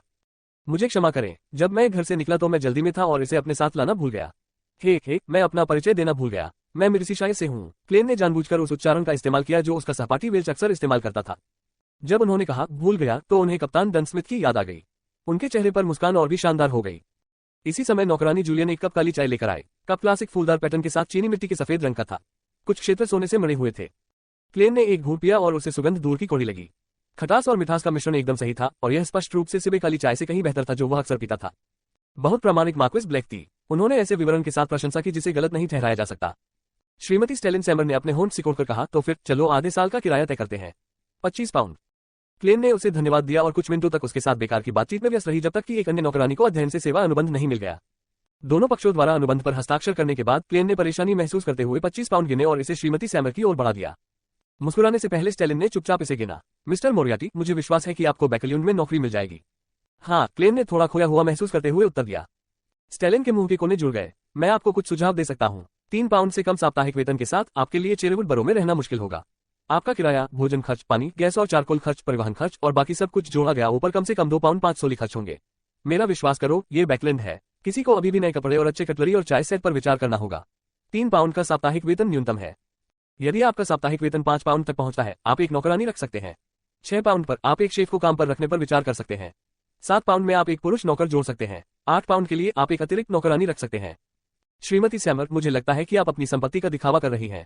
मैंने एक बार 1 सप्ताह में 10 पाउंड से अधिक कमाया था। क्लेन ने ध्यान से सुनते हुए अपनी मुस्कान बनाए रखी। उसी क्षण अचानक दरवाजा खोला। एक मोटा आदमी अंदर आया। उसने काले डबल ब्रेस्टेड सूट और उसी रंग के चमड़े के दस्ताने पहने हुए थे। उसके होठों के ऊपर 2 सुंदर मूंछें थीं। वह हमारा पड़ोसी होगा, स्टेलिन सैमर ने आगे बढ़कर उसका परिचय दिया। जाहिर तौर पर घर के मालिक ल्यूक ने अपना कोट उतार दिया और उसे अपने बगल वाले पुरुष नौकर को सौंप दिया। वह विनम्रता से मुस्कुराया और कहा, मिस्टर मोरियार्टी, क्या आप हमारे साथ रात्रिभोज में शामिल होना चाहेंगे? ये किसी कोई कंपनी का मैनेजर है, लोन किंगडम की सूट रिडक्शन एसोसिएशन का सदस्य है। क्लेन ने मुस्कुराते हुए कहा, मुझे बहुत खेद है मिस्टर सैमर। मैंने स्टीम लोकोमोटिव पर खाना खाया है, हालांकि वह स्वाद नहीं है किसी पर गहरी छाप छोड़े। कुछ खुशियों का आदान प्रदान करने के बाद जूलियन द्वारा क्लेन को घर से बाहर और पड़ोसी इकाई 15 में ले जाया गया। लेआउट अगले दरवाजे वाली इकाई के समान था। पहली मंजिल पर एक विशाल बैठक कक्ष, अच्छी रोशनी वाला एक भोजन कक्ष, 2 अतिथि कक्ष, एक स्नानघर, एक तहखाना, एक रसोई घर था जो पीछे तक फैला हुआ था। दूसरी मंजिल पर 4 शयन कक्ष, एक गतिविधि कक्ष, एक सोलरियम, एक अध्ययन कक्ष, 2 शयन कक्ष और एक विशाल बालकनी थी।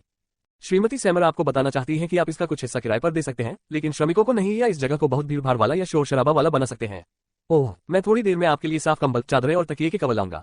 क्लेन को सूचित करने के बाद जूलियन सैमर्स लौट आए। पैकिंग का एक दौर करने के बाद क्लेन अंततः बैकलैंड में बस गया।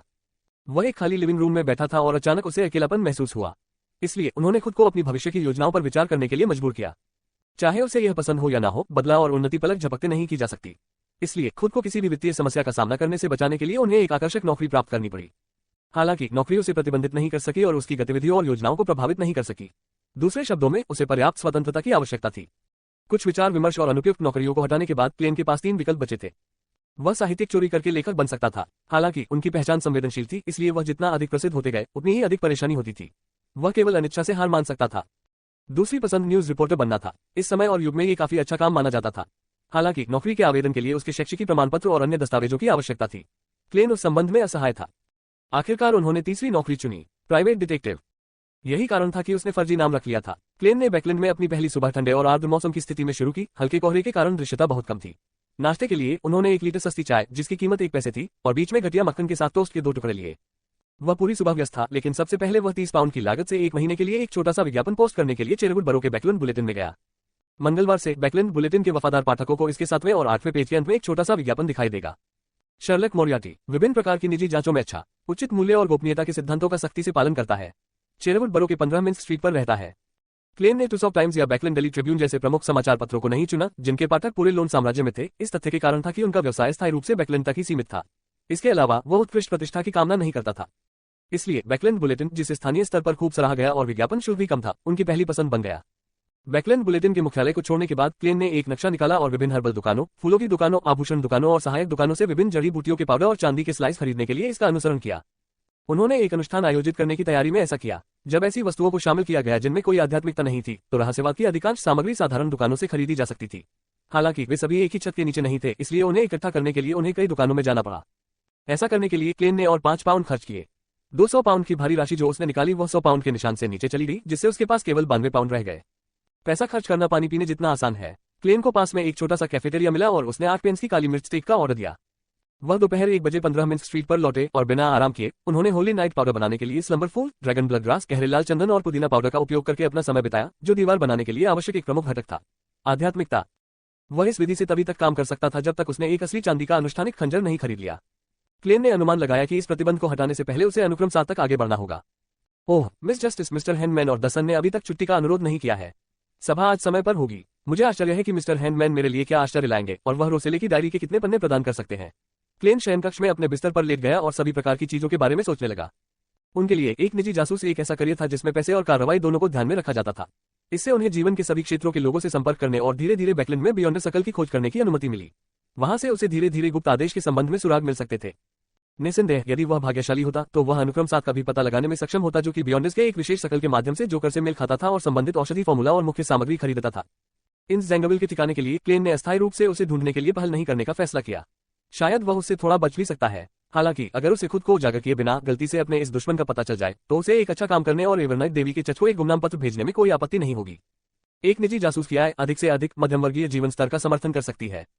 यदि मुझे औषधि फॉर्मूला और बियॉन्डर सामग्री खरीदने के लिए पर्याप्त धन चाहिए तो ये या तो मिस जस्टिस पर निर्भर करेगा या ये शेष 100 पाउंड के निवेश के माध्यम से होगा जो मैंने अपने गुमनाम खाते में छोड़ दिया है।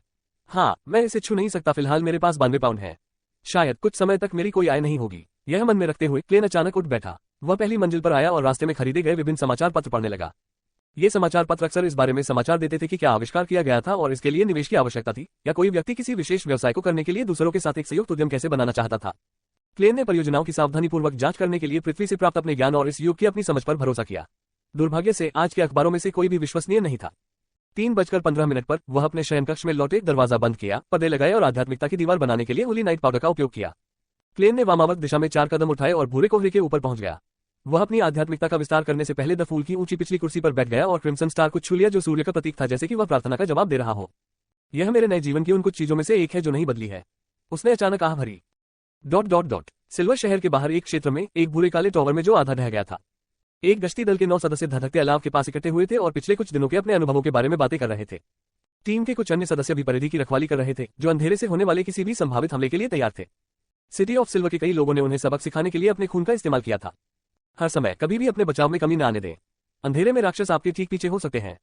ऐसी रात में जब बिजली की आवृत्ति बहुत कम थी, आग की लपटें जलती रहना और रोशनी चमकती रहना आवश्यक था।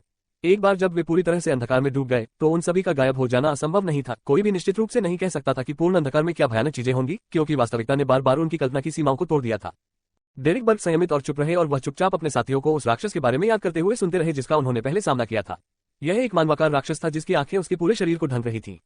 राक्षस को खत्म करने के लिए उनकी गश्ती टीम को भारी कीमत चुकानी पड़ी और 5 घायल हो गए और उनमें से 2 गंभीर रूप से घायल हो गए। अचानक डेरिक की दृष्टि धुंधली हो गई और उसने महसूस किया कि वह घने भूरे धुंध में गिरा हुआ है। एक अज्ञात रूप से दूर स्थान पर भूरे कोहरे की गहराई में एक धुंधली आकृति एक प्राचीन ऊंची कुर्सी पर बैठी हुई थी जो उसे देख रही थी। सभा की तैयारी करो, मूर्ख की आवाज डेरिक के कानों में गूंज गई, लेकिन उसके किसी भी साथी को इसकी जानकारी नहीं थी। अपनी निगाहें हटाने और क्षेत्र को 10 सेकंड से अधिक समय तक देखने के बाद डेरिक आग के बिल्कुल किनारे पर चला गया, टूटी हुई दीवार के सामने झुक गया और सोने का नाटक किया। जब से उसे पता चला कि 6 सदस्यीय परिषद के सदस्य और एल्डर लोगिया मिस्टर फूल के अस्तित्व की खोज करने में असमर्थ थे, उसने धीरे धीरे विश्वास किया कि जब तक वह लापरवाही से कोई सुराग नहीं बताता, वह चुपचाप पता लगाने में सक्षम होगा। दूसरों की नजर में भी भूरे कोहरे के ऊपर टैरो क्लब की सभा में भाग ले। बैकलियन महारानी बरो ये बहाना बनाकर कि वह थकी हुई थी और वे अपने शयन कक्ष में लौट आए। उसने अपनी उत्तेजना पर काबू पा लिया और आगे पीछे नहीं हुई। इसके बजाय वह चुपचाप बिस्तर पर बैठ गई और मिस्टर फूल के बुलाने का इंतजार करने लगी। पिताजी प्रस्तावित विधेयक के बारे में संसद के अन्य सदस्यों के साथ बातचीत करने में व्यस्त थे और बियॉन्डर गार्ड लगातार मेरा पीछा नहीं कर रहे थे। धन्यवाद देवी, मेरा जीवन आखिरकार सामान्य हो गया है। 2 सप्ताह बीत चुके हैं। मिस्टर हैंडमैन ने एक परिपक्व रेनबो सैलामेंडर की पिट्यूटरी ग्रंथि तैयार कर ली होगी। मैं अनुक्रम 8 की ओर आगे बढ़ने वाला हूँ। ऑड्रे ने चमकती आंखों से सोचा। उसके लिए ये 30,000 पाउंड के इनाम और कम से कम 8,000 पाउंड के बड़े बागान से भी अधिक रोमांचक और इंतजार करने लायक था। अंत में उसने देखा कि परिचित मायावी लाल रंग ज्वार की लहर की तरह उसकी ओर बढ़ रहा था जिससे वह डूब रही थी। एक प्राचीन दिखने वाली नौ पर एल्गर विल्सन ने कप्तान के केबिन का दरवाजा बंद कर दिया और एक सेक्सटेंट और जहाज के लॉक के पीछे बैठ गए। वह अपने सामने चादरों के मोटे ढेर की सामग्री को याद करता रहा। जांच के बाद ऊपरी अधिकारियों द्वारा पुरस्कृत किए जाने के बाद उसने बिना किसी हिचकिचाहट के बैकलन की हलचल छोड़ दी और गुप्त रूप से कॉपी किए गए रोसेले डायरी के पन्नों का एक बैच लेकर समुद्र में लौट आया। नाविक औषधि को पचाने के बाद मैं सामान्य रूप से आगे बढ़ने में सक्षम हो जाऊंगा। मेरा योगदान मेरे लिए फॉर्मूला और सामग्री का व्यापार करने के लिए पर्याप्त है। हालांकि यह इस तथ्य को उजागर करेगा कि मैं अभिनय पद्धति जानता हूं। फायदे और नुकसान है। एल्गर ने अपना सिर हिलाया, अचानक विचलित हो गया। उस क्षण उसे द फूल के बुलावे का एहसास हुआ। उसके दिमाग में अचानक रिया एडमिरल तूफान किलांगोस का चेहरा याद आ गया, जिसका मांस और खून तेजी से सड़ गया था क्योंकि उसके चेहरे के टुकड़े छिल गए थे। एल्गर ने सहजता से अपना सिर नीचे कर लिया, जिससे लाल रंग का ज्वार उसे अपनी चपेट में ले सका। भूरे कोहरे के ऊपर महल के अंदर जो किसी दैत्य के निवास जैसा लग रहा था। अपने स्पिरिट विजन को सक्रिय करने के बाद क्लेन ने जस्टिस द हैंडमैन और द सन की वर्तमान स्थिति की पुष्टि करने के लिए उनकी जांच की। ऑड्रे खुशी से सभी का अभिवादन करने ही वाली थी कि अचानक उसने द हैंडमैन को उसके सामने बोलने के लिए दौड़ने से पहले इशारा करते हुए देखा। मिस्टर फूल, इस बार मुझे रोसेले की डायरी के 19 पन्ने मिले हैं। यहाँ मुझे किलांगोस से छुटकारा पाने में मदद करने के लिए अपने अनुयायी को भेजने के लिए आपको धन्यवाद देना चाहिए। ये डायरी के पन्ने वह मुआवजा होंगे जो मुझे चुकाना चाहिए। 19 पन्ने, बुरा नहीं। क्लेन ने आराधक के बारे में ज्यादा बात नहीं की क्योंकि वह मन मुस्कुराया। ये समतुल्य आदान प्रदान का सिद्धांत है, जैसा कि मिस्टर फूल से अपेक्षित था। एक रहस्यमय वस्तु के साथ समुद्री डाकू एडमिरल उनके लिए कुछ भी नहीं था। इसके स्वरूप से मुझे इनाम के अपने दावे का उल्लेख करने की जरूरत नहीं है। मुझे आश्चर्य है कि मिस्टर फूल के उनके प्रशंसकों के रूप में कितने हाई सीक्वेंस बियॉन्डर्स है। ऑड्रे ने बिना सोचे समझे द फूल को संदर्भित करने के लिए वह उससे या उसका शब्द का उपयोग करना शुरू कर दिया था। द फूल का उत्तर सुनने पर एल्गर ने विनम्रतापूर्वक कहा, मेरी वर्तमान स्मृति की सीमा 6 पृष्ठ है। कृपया मुझे उन्हें अलग अलग अवसरों पर आपको देने की अनुमति दें। डायरी की सामग्री। अपने पिछले अनुभवों से उनका मानना था कि जिन वस्तुओं में मिस्टर फूल की रुचि थी उनमें निश्चित रूप से कई रहस्य थे। उन्होंने मिस जस्टिस को देखा और जब उन्होंने देखा कि उनके पास पूछने का आवेग नहीं है तो उन्होंने सावधानी से कहा उसकी चुप्पी। जल्द ही डायरी के 6 पृष्ठ पूरे हो गए और ऑड्रे और अन्य लोग चुपचाप इंतजार करने लगे। क्लेन ने नीचे देखा और पहला पृष्ठ पढ़ा। मैं उस दयनीय व्यक्ति से संपर्क करने में कामयाब रहा जो तूफान में फंस गया था और अंधेरे में खो गया था। अंत में डायरी के पिछले पन्नों में से एक का अनुवर्ती है। क्लेन खुश था और वह और अधिक केंद्रित हो गया।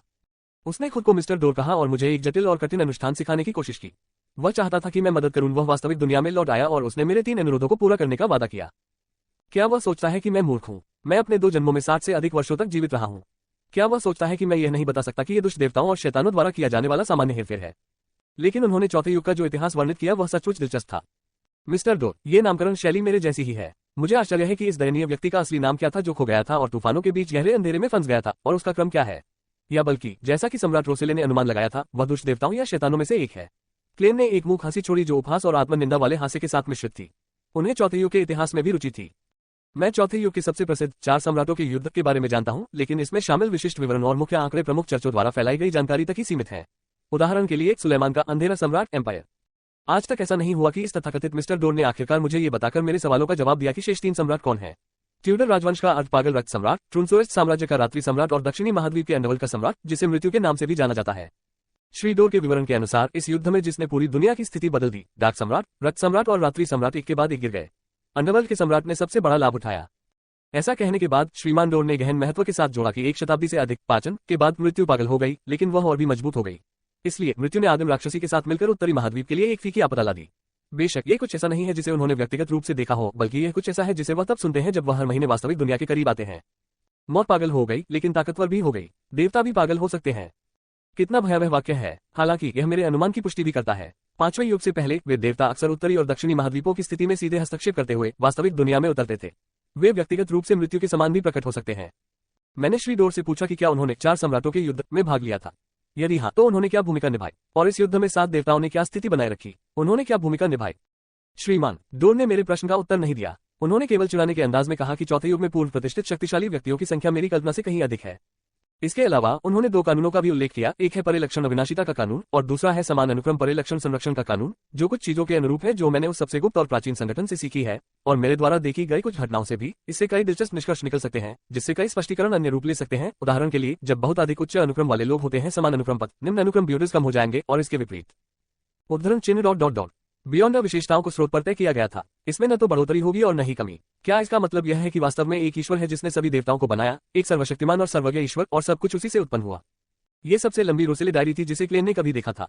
इसमें पूरे 2 पृष्ठ लगे और कोई भी ऐसा कर सकता था। कल्पना कीजिए कि यह मूल रूप से एक 2 तरफा पृष्ठ पर आया था। बार बार नकल करने के बाद ये केवल 2 अलग अलग पृष्ठ बन गया। क्लेन ने सामान्य रूप से स्नातक की उपाधि प्राप्त करने वाले एक इतिहास के छात्र के रूप में चुपचाप आह भरी। ट्यूडर राजवंश और ट्रूनसोएस्ट साम्राज्य एक के बाद एक पंक्ति में आए। नए राजनीतिक परिणाम स्थापित होने से पहले कुछ हद तक बहाली हुई। उनके आश्चर्य के लिए श्री डोर द्वारा वर्णित 4 सम्राटों का युद्ध स्पष्ट रूप से सामने आया। एक बात, सभी 3 साम्राज्य एक ही समय में अस्तित्व में थे। यदि यह सच था तो यह वास्तव में इतिहास के क्षेत्र में चौथे युग पर अधिकांश वर्तमान शोध को उलट देगा। क्लेन ने अचानक मूल क्लेन के बारे में सोचा, जो भरा हुआ था चौथे युग के संबंध में पुरातत्व और इतिहास के प्रति रुचि। आज मैंने उसकी इच्छा पूरी करने में उसकी मदद की है। मुझे आश्चर्य है कि क्या 4 सम्राटों के युद्ध के दौरान मृत्यु पहले से ही एक वास्तविक देवता बन गई थी। श्री डोर के विवरण के अनुसार यह निर्धारित करना कठिन है। मैं पहले केवल यह मान सकता हूं कि अंडरवर्ल्ड का सम्राट, जिसने 4 सम्राटों के युद्ध से लाभ प्राप्त किया था, अपनी सीमाएं तोड़कर एक देवता बन गया था, लेकिन परिणामस्वरूप वह भी पागल हो गया। एक देवता को पाने के लिए पागल वास्तव में भयानक था। विवरणों के बारे में सोचने मात्र से ही किसी का दिल गहराई से काम जाता है। इसमें कोई आश्चर्य की बात नहीं है कि जानकार सम्राट रोसेले इस मामले का वर्णन करने के लिए भयानक शब्द का उपयोग करेंगे। क्या ऐसा हो सकता है कि तथाकथित दुष्ट देवता पागल रूढ़िवादी देवता थे? क्या इसका मतलब यह है कि एक दिन इस दुनिया में केवल दुष्ट देवता ही बचे रहेंगे? या क्या इसका मतलब यह है कि दिनों के अंत को रोका नहीं जा सकता?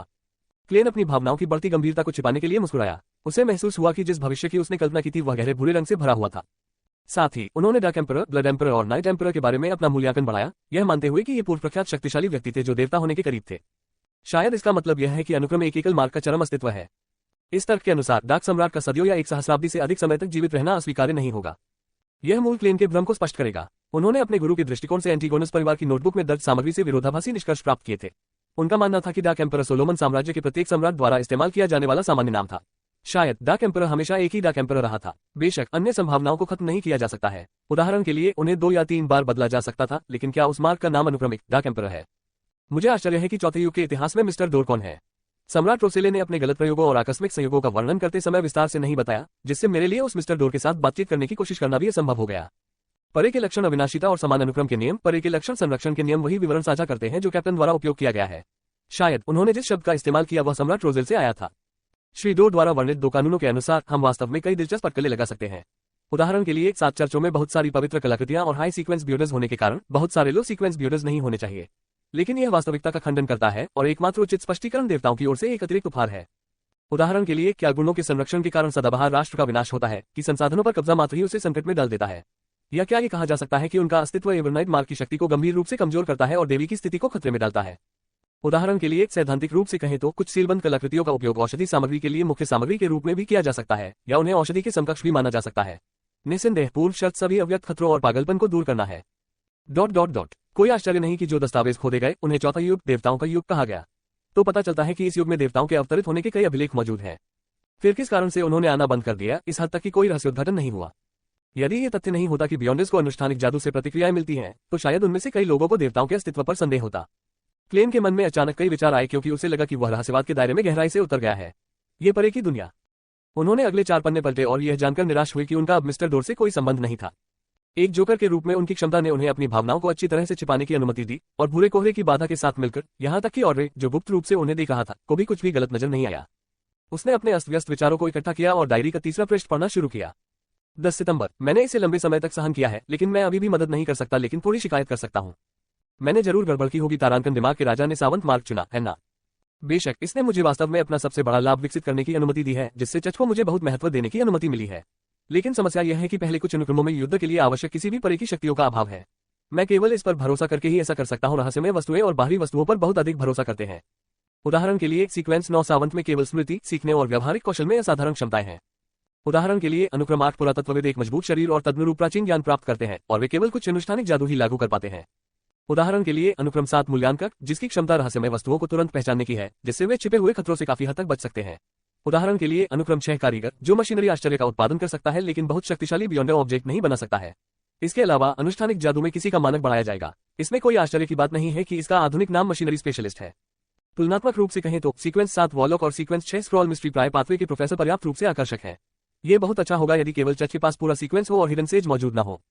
हालांकि मुझे आखिरकार मिल गया कुछ अच्छी खबर। मैं फिर से आगे बढ़ने के बाद मुझे परे की युद्ध शक्तियां प्राप्त होंगी जिन्हें मैं अपना कह सकता हूं।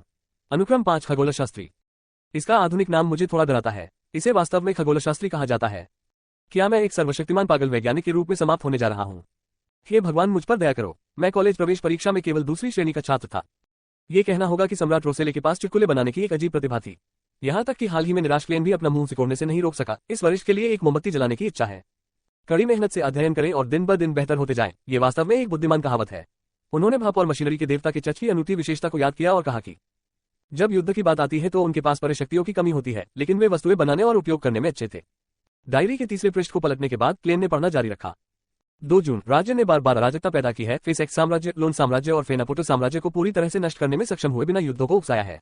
ऐसे में राज्य के पास भारी कर्ज उठाने के अलावा कोई विकल्प नहीं है और इसकी अर्थव्यवस्था पतन की कगार पर है। मेरे अवलोकन से लोग, व्यापारी और सैनिक बहुत असंतुष्ट हैं।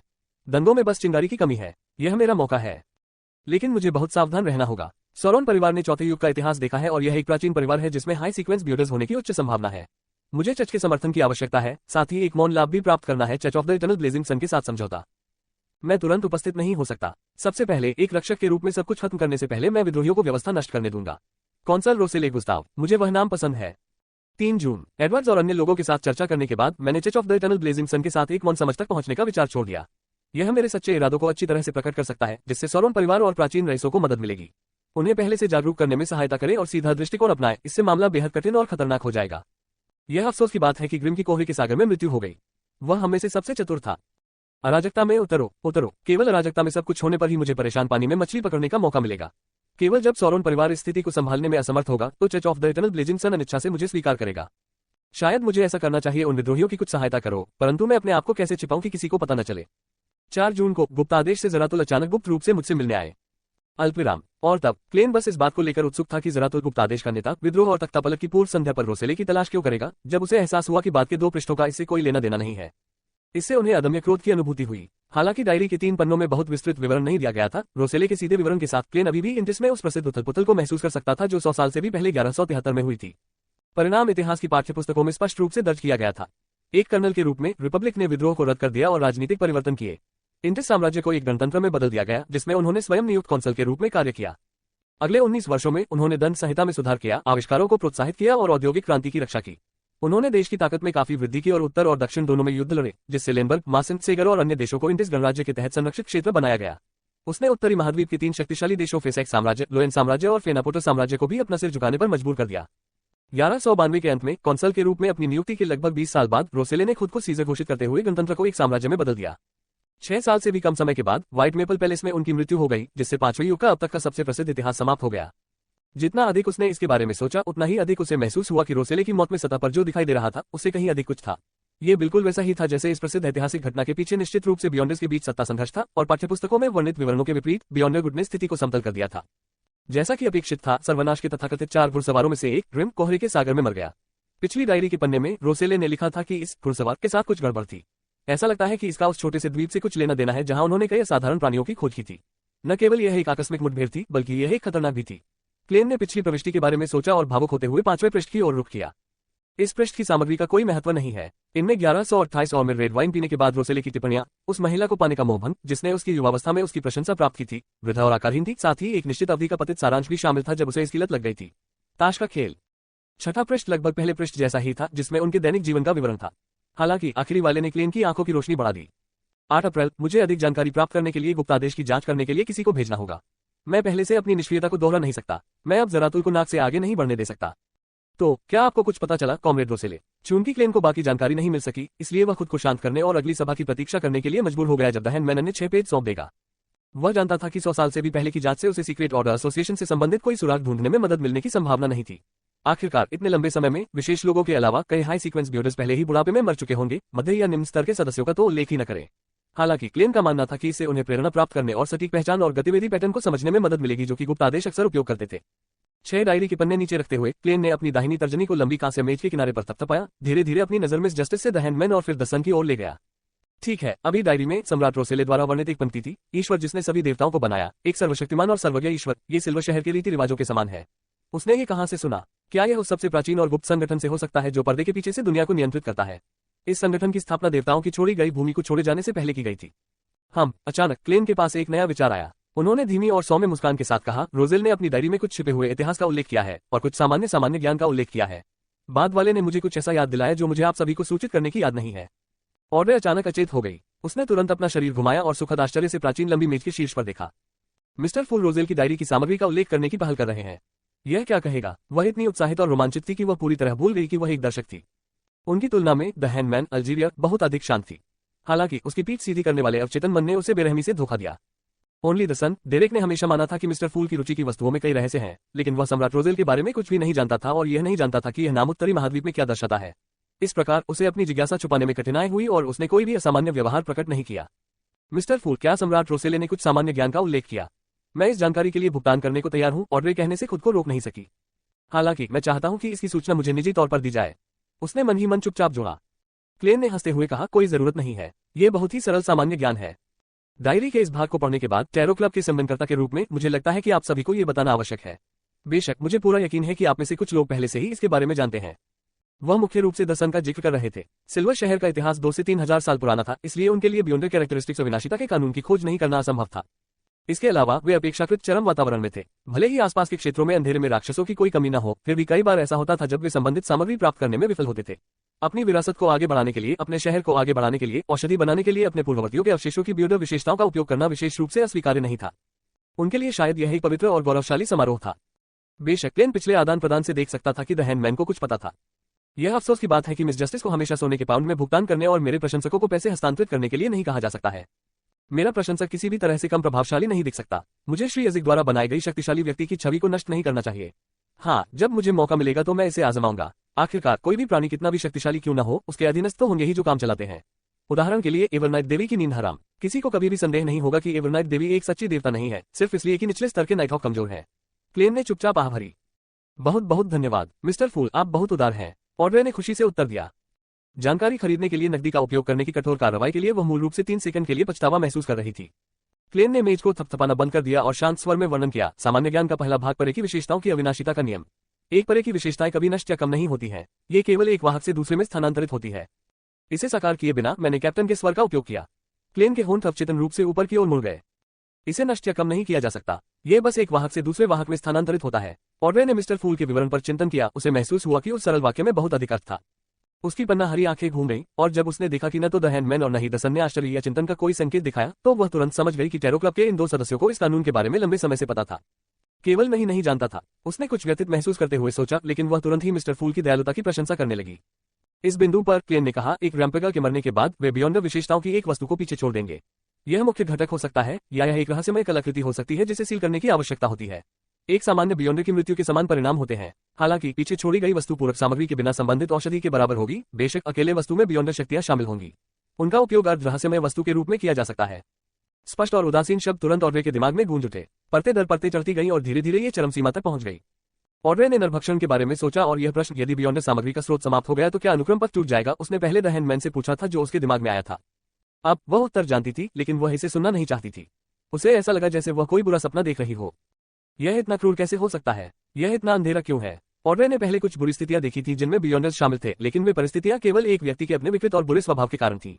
उदाहरण के लिए मिस्टर ए या किलानगोस। उन्होंने रहस्यवाद और परे की दुनिया के प्रति उसकी चाहत और प्रेम को प्रभावित नहीं किया।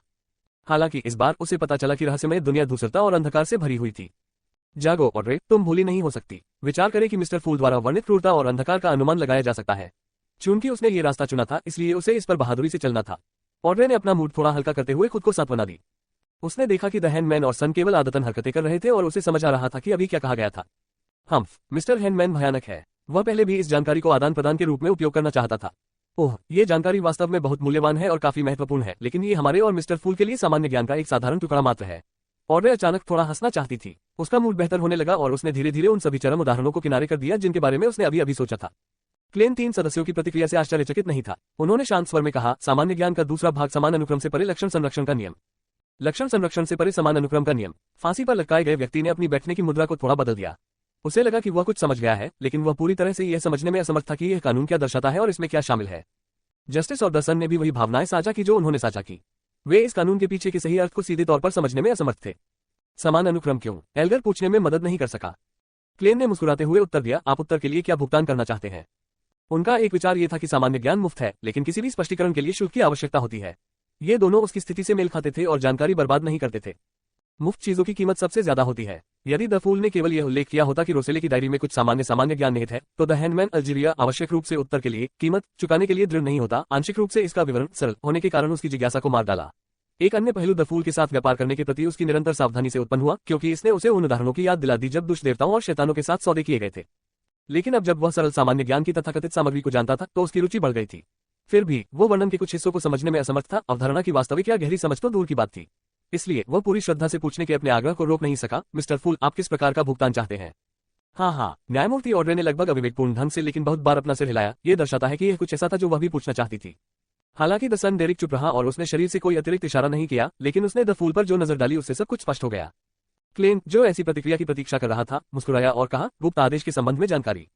गुप्त आदेश। फांसी पर लटकाया गया अल्जीरिया खुद से बुदबुदाया। वह इस शब्द से अपरिचित नहीं थे। उन्हें एक बार मिस जस्टिस को गुप्त आदेश सहित कई गुप्त संगठनों के बारे में समझाने के लिए भुगतान मिला था। ऑड्रे और डेरिक दोनों ने अवचेतन रूप से भौहें चढ़ा ली। गुप्त आदेश के बारे में पूर्व की एकमात्र समझ द हैंडमैन द्वारा वर्णित तक ही सीमित थी, और बाद वाले ने तो ऐसे किसी संगठन के बारे में कभी सुना भी नहीं था। क्लेन ने लंबे समय से अनुमान लगाया था कि द सन क्या महसूस करेगा, लेकिन उसे कोई आश्चर्य नहीं हुआ। उनके अनुमान के अनुसार वह क्षेत्र जहां सिल्वर शहर स्थित था, पहले ईशनिंदा स्लेव की उपस्थिति के बाद और दूसरे ईशनिंदा स्लेव की उपस्थिति से पहले तीसरे युग का हिस्सा होना चाहिए था। यह भी संभव था कि यह प्रलय का प्रत्यक्ष उत्प्रेरक या अभिव्यक्ति थी। ज़रातुल परिवार ने केवल चौथे युग में इतिहास के मंच पर कदम रखा था और गुप्त आदेश चौथे युग के उत्तरार्ध में बनाया गया था। ऐसा कोई तरीका नहीं था कि दोनों संस्थाएं एक ही अवधि में अस्तित्व में रही हो। अगर सन को गुप्त आदेश के बारे में पता चला तो क्लेन को आश्चर्य होगा। फिर उसे अपनी कुछ अक्कलों को पलटना होगा, चांदी के शहर, देवताओं की छोड़ी गई भूमि और ज़रातुल परिवार के बारे में अपने ज्ञान का पुनर्निर्माण करना होगा। लगभग 20 सेकंड की चुप्पी के बाद एल्गर ने भूरे कोहरे में द फूल को देखा, अपने शब्दों पर विचार किया और कहा, मैं इस अनुरोध को स्वीकार करूंगा और गुप्त आदेश के बारे में जानकारी इकट्ठा करने में आपकी मदद करूंगा। क्या आप अग्रिम भुगतान कर सकते हैं? यह आश्चर्य की बात नहीं थी कि एक संदिग्ध देवता की रुचि एक प्राचीन और गुप्त संगठन में थी, इसलिए अल्जीरिया इसके बारे में हैरान नहीं था। इससे भी महत्वपूर्ण बात यह है कि कई सभाओं के बाद उनके मन में एक अनुमान था, जो ये था कि मिस्टर फूल की स्थिति सही नहीं थी कि वह एक संकट में हो सकते हैं कि सभी उनके प्रयास और उनके के कार्य उत्तरी और दक्षिणी महाद्वीपों के उपासकों को उसे उसकी सीमाओं से मुक्त होने में मदद करनी थी। यह इस विशाल रहस्य से भी संबंधित हो सकता है कि चौथे युग के बाद 7 देवता वास्तविक दुनिया में क्यों नहीं उतरते। अल्जीरिया के दिमाग में एक विचार कौंध गया और वह काम उठा, क्योंकि उसे लगा कि वह खुद को देवताओं के दायरे में प्रवेश कर रहा है। द हैंडमैन का अनुरोध सुनकर क्लेन अपनी कुर्सी पर पीछे झुका और सिर हिलाया। कोई बात नहीं, यदि आपके द्वारा एकत्र की गई जानकारी उत्तर के मूल्य से अधिक है तो मैं आपको अतिरिक्त मुआवजा प्रदान करूंगा। जहां तक उन परिस्थितियों का सवाल है जिनमें उत्तर के मूल्य में कमी थी, ये स्वाभाविक रूप से आदरणीय श्रीमान पर निर्भर है। निर्णय लेने में मूर्ख। यदि उसके पास अतिरिक्त भुगतान करने की क्षमता है तो इसे भूल जाओ, क्लेन ने चुपचाप कहा। उसने अपना हाथ उठाया और कहा, मैं करना चाहती हूँ, इस सौदे में भाग लें। क्लेन ने हंसते हुए उत्तर दिया, जरूर। सच कहूं तो उसका मुख्य लक्ष्य मिस जस्टिस थी, क्योंकि वह बैकलैंड की मूल निवासी थी और उसने खुद को कई बियॉन्ड सर्किलों में मिला लिया था। कि भूमि में जानकारी तक उसकी पहुंच सी होप उससे कहीं अधिक थी, ये देखते हुए कि यह राजधानी में उसका पहला अवसर था। वह द हैंडमैन की तुलना में अधिक जानकार थी, जो ज्यादातर समय समुद्र में रहता था। अपनी भविष्यवाणी से प्राप्त पहले रहस्योद्घाटन के अनुसार क्लेन का मानना था कि गुप्त आदेश से संबंधित सुराग बैकलैंड में दिखाई देंगे, कहीं और नहीं। सन डेरिक ने शांति से सुना और कुछ सोचने के बाद कहा, मैं अपने द्वारा आरक्षित भुगतान का उपयोग करने और उत्तर के बदले इसका आदान प्रदान करने को तैयार हूं। पिछले 3 तरफा सौदे में उन्होंने सीक्वेंस 9 बार के लिए सीक्वेंस 8 टेलीपैथिस फॉर्मूला का व्यापार किया था। क्लेन ने उसे मुआवजा देने का वादा किया था और उस समय उसकी पसंद इसे बचाने और बाद के औषधि फार्मूलों और मुख्य सामग्रियों के लिए तैयार करने की थी। क्लेन ने अपना सिर हिलाया और स्पष्टीकरण दिया कि उसने लंबे समय से तैयारी की थी। तथाकथित समान अनुक्रम ये दर्शाता है कि कैसे हाई सीक्वेंस बियोडजन्य मार्गों के साथ विनिमय योग्य है। मैं एक उदाहरण देता हूँ। डेथ पाथवे का अनुक्रम 5 गेटकीपर न केवल सामान्य रूप से आगे बढ़ाया जा सकता है, बल्कि कोई विशाल पथ भी चुन सकता है, जो कि गेटकीपर पाथवे का अनुक्रम 4 डेमन हंटर है। इससे नियंत्रण खोने का खतरा नहीं होगा, नहीं पागलपन बढ़ेगा। ये गलत औषधि लेने से अलग है। बेशक यदि यह एक समान अनुक्रम नहीं है तो अर्धविक्षिप्त स्थिति सबसे अच्छा परिणाम है। विनिमय योग्य। ऑड्रे आश्चर्यचकित और प्रसन्न होकर चिल्ला उठी। वह आश्चर्यचकित थी कि अनुक्रम पथ पूरी तरह से तय नहीं थे कि उन्हें पूरे रास्ते मूल पथ का पालन करने की आवश्यकता नहीं थी। स्विचिंग की कीमत अर्धविक्षिप्त नहीं थी और फिर कभी आगे नहीं बढ़ी। 22 दिव्य मार्गों के भीतर विशेष परिस्थितियां और अनुक्रम थे जो समान थे, और उसे खुशी इस बात की थी कि उसे भविष्य में फिर से चुनने का एक और मौका मिला। ये कुछ ऐसा चुनने में सक्षम होने जैसा था जिसने फिलिप के डिपार्टमेंट स्टोर में उसकी रुचि को आकर्षित किया। यह एक अद्भुत अनुभव था। तो यह ऐसा ही है। एल्गर ने चुपचाप अपने आप से बुदबुदाया। अचानक उसे ऐसा महसूस हुआ कि उसने एक साथ कई चीजें समझ ली हैं और उसने अपने पिछले अनुभवों में संचित कई संदेहों का समाधान कर लिया है। ये जानकारी बहुत मूल्यवान है, जैसी कि मिस्टर फूल से अपेक्षा थी। तथाकथित सरल सामान्य ज्ञान अधिकांश लो सीक्वेंस बियर्डर्स को आश्चर्यचकित करने और उन्हें अत्यधिक लाभ पहुंचाने के लिए पर्याप्त है। उसने मन ही मन आह भरी। डेरिक द सन थोड़ा निराश था क्योंकि उसका अनुक्रम बदलने का कोई इरादा नहीं था। वह सूर्य बनना चाहता था जो अंधकार को प्रकाशित करे और अभिशाप को दूर करे। हालांकि उसे तुरंत सिल्वर शहर में घटी एक घटना याद आ गई। पूर्व प्रमुख, एक शक्तिशाली व्यक्ति जिसके पास दानव हंटर की सीमाओं को तोड़ने की सबसे बड़ी संभावना थी, उसने अपने लिए एक मकबरा बनाया था और गहराई में जाकर उसे अपना घर बना लिया था। बाद में वह कम और कम दिखाई देने लगा जब तक कि मकबरे का मुख्य द्वार नहीं खोला जा सका। उस समय सिल्वर शहर के सभी नागरिकों का मानना था कि प्रमुख की उन्नति के दौरान एक समस्या उत्पन्न हुई थी और वह पागल हो गया था, इस हद तक कि वह नियंत्रण खोने के करीब था। ऐसा माना जाता था कि उसने खुद को खत्म कर लिया है। अब द फूल के विवरण के साथ द सन ने अचानक एक और संभावना के बारे में सोचा। हो सकता है कि वह चीफ इसी रास्ते से सीक्वेंस में आगे बढ़ने का प्रयास कर रहा हो। अंधेरे में अपने एक अन्वेषण में उसने मृत्यु पथ के लिए उपयुक्त सूत्र प्राप्त कर लिया था और समाधि की एक विशेष आवश्यकता रही होगी, लेकिन अंत में वह फिर भी असफल रहा। लेकिन वह राक्षस क्यों नहीं बन गया? उस अंधेरी समाधि में उसका क्या सामना हुआ? सिल्वर शहर में डेमन हंटर के बाद अनुवर्ती अनुक्रम औषधि सूत्र नहीं है। जैसे ही ये विचार उसके दिमाग में आए, मिस जस्टिस की संयमित आवाज से डेरिक को अचानक झटका लगा और वह होश में आ गया। मिस्टर फूल, क्या मैं पूछ सकता हूं कि स्पेक्टेटर सीक्वेंसर पाथवे के साथ कौन से अन्य रास्ते बदले जा सकते हैं? अनुक्रम 4 डेमन हंटर बहुत अच्छा लगता है। यह मेरे लिए बहुत उपयुक्त है, न्याय के लिए बहुत उपयुक्त है। ऑड्रे ने पहले हाई सीक्वेंस नाम की प्रशंसा की जिसे वह जानती थी। मैं भी जानना चाहता हूं। क्लेन को मिस जस्टिस के सवाल का इस तरह से जवाब देने का प्रलोभन था। इससे पहले कि वह कुछ कह पाता, ऑड्रे ने लड़खड़ाते हुए स्वर में कहा, 2 इस प्रश्न के उत्तर के लिए भुगतान कर सकता है। एच आपको कितने सोने के पाउंड पर्याप्त लगते हैं? 2 का मानना है कि आपके प्रशंसक को उनके लिए एक निश्चित राशि की आवश्यकता होगी। गतिविधियां। इतना कहने के बाद उसे याद आया कि कैसे मिस्टर फूल के प्रशंसक ने समुद्री डाकू एडमिरल किलांगोस को आसानी से खत्म कर दिया था, जिसके पास रेंगने वाली भूख थी। जाहिर है वह एक हाई सीक्वेंस बियॉन्डर था, इसलिए उसने लगभग कहा, मैं माफी मांगती हूँ मिस्टर फूल, इसे ऐसे मानिए जैसे मैंने कभी कुछ नहीं कहा। हालांकि चूंकि उसने पहले ही पूछ लिया था, इसलिए वह पीछे नहीं हट सकती थी। चलो ऑड्रे, शायद मूर्ख का कोई कमजोर प्रशंसक है। ऑड्रे ने चुपचाप अपने होठों को काटा, चुपचाप खुद को प्रोत्साहित किया। सोने के पाउंड। क्लेन ने इसके बारे में गंभीरता से सोचा और कहा, गुप्त आदेश के बारे में पर्याप्त जानकारी एकत्र होने के बाद हम लेन देन करेंगे। बोलते समय उन्होंने मनोविज्ञान एल्केमिस्ट में अपने मुखबिर डेक्स्टर गुडेरियन को याद किया। कैप्टन और द्वितीय मुखबिर के रूप में डेक्स्टर की पहचान अब सत्यापित नहीं की जा सकती। मुझे आश्चर्य है कि यह एक त्रासदी है या कॉमेडी। यह अफसोस की बात है कि मैं अब उससे संपर्क नहीं कर सकता, अन्यथा यह उससे स्पेक्टेटर मार्क के बारे में जानकारी प्राप्त करने का सबसे सुविधाजनक तरीका होगा। क्लेन ने मुस्कुराते हुए कहा। ठीक है, ऑड्रे ने खुशी से उत्तर दिया। दोनों के बीच हुई बातचीत से द हैंडमैन, जो ऐसा ही सवाल पूछने वाला था, ने अपना मुंह बंद कर लिया। उन्होंने इसे तब तक छोड़ दिया जब तक उन्होंने गुप्त आदेश पर पर्याप्त जानकारी एकत्र नहीं कर ली। थोड़ी देर की चुप्पी के बाद ऑड्रे ने मिस्टर फूल की ओर देखने के लिए अपना सिर घुमाया और अपना हाथ थोड़ा ऊपर उठाया। पुष्टि का संकेत प्राप्त करने के बाद वह अपने सामने वाले सदस्य की ओर मुड़ी और प्रत्याशा की भावना से पूछा, मिस्टर हैंडमैन, मेरी टिप ने आपको रियर एडमिरल तूफान को खत्म करने की अनुमति दी। क्या आपने एक परिपक्व रेनबो सैलामेंडर की पूरी पिट्यूटरी ग्रंथि तैयार की है? यही एक कारण है कि मैं समुद्र में लौट आया। एल्गर ने धीरे से सिर हिलाया और कहा, मुझे वह बियॉन्डर सामग्री मिल गई है जो आप चाहते थे, लेकिन मुझे इसे आपको कैसे देना चाहिए? कैसे? यह मुझे कैसे दिया जाना चाहिए? ऑड्रे एक पल के लिए स्तब्ध रह गई और वह सोच में पड़ गई। सिर्फ मेरा पता बताना असंभव है। नहीं, मैं जियो और फोर्स के माध्यम से जा सकती हूँ, कहा कि जब हमें 2 बुराइयों में से कम को चुनना चाहिए। उसी क्षण क्लेन का दिल हिल गया। उसने लंबी मेज के किनारे को हल्के से थपथपाया और मुस्कुराया। मिस सर, क्या आप इस संबंध में प्रयास करने में मेरा साथ देने को तैयार हैं? मामला कोशिश करना। न्यायमूर्ति तुरंत रोमांचित हो गई और उन्होंने संयमित और सुरुचिपूर्ण अभिनय करते हुए सिर हिलाया। मैं सहयोग करने को बहुत इच्छुक हूँ। एक दर्शक के रूप में उसे स्पष्ट रूप से याद था कि मिस्टर फूल ने केवल 2 चीजों पर प्रयास शब्द का उपयोग किया था। पहली बार उसे और द हैंडमैन को इस रहस्यमय स्थान पर लाना शामिल था, और दूसरी बार जब उन्हें एक मानद नाम दिया गया था कि वे प्रार्थना करने का प्रयास कर सके, और परिणाम पर्याप्त रूप से सफल रहा जिससे उसकी वास्तविक प्रकृति का पता चला। इस बार क्या होगा, ये वास्तव में आगे देखने लायक चीज है। ऑड्रे ने अपनी अधीरता पर लगाम लगाए और एक योग्य दर्शक के रूप में व्यवहार करने की पूरी कोशिश की। प्रयास। द फूल के प्रस्ताव को अत्यंत सावधानी से देखते हुए अल्जीरिया अचानक तनावग्रस्त हो गया।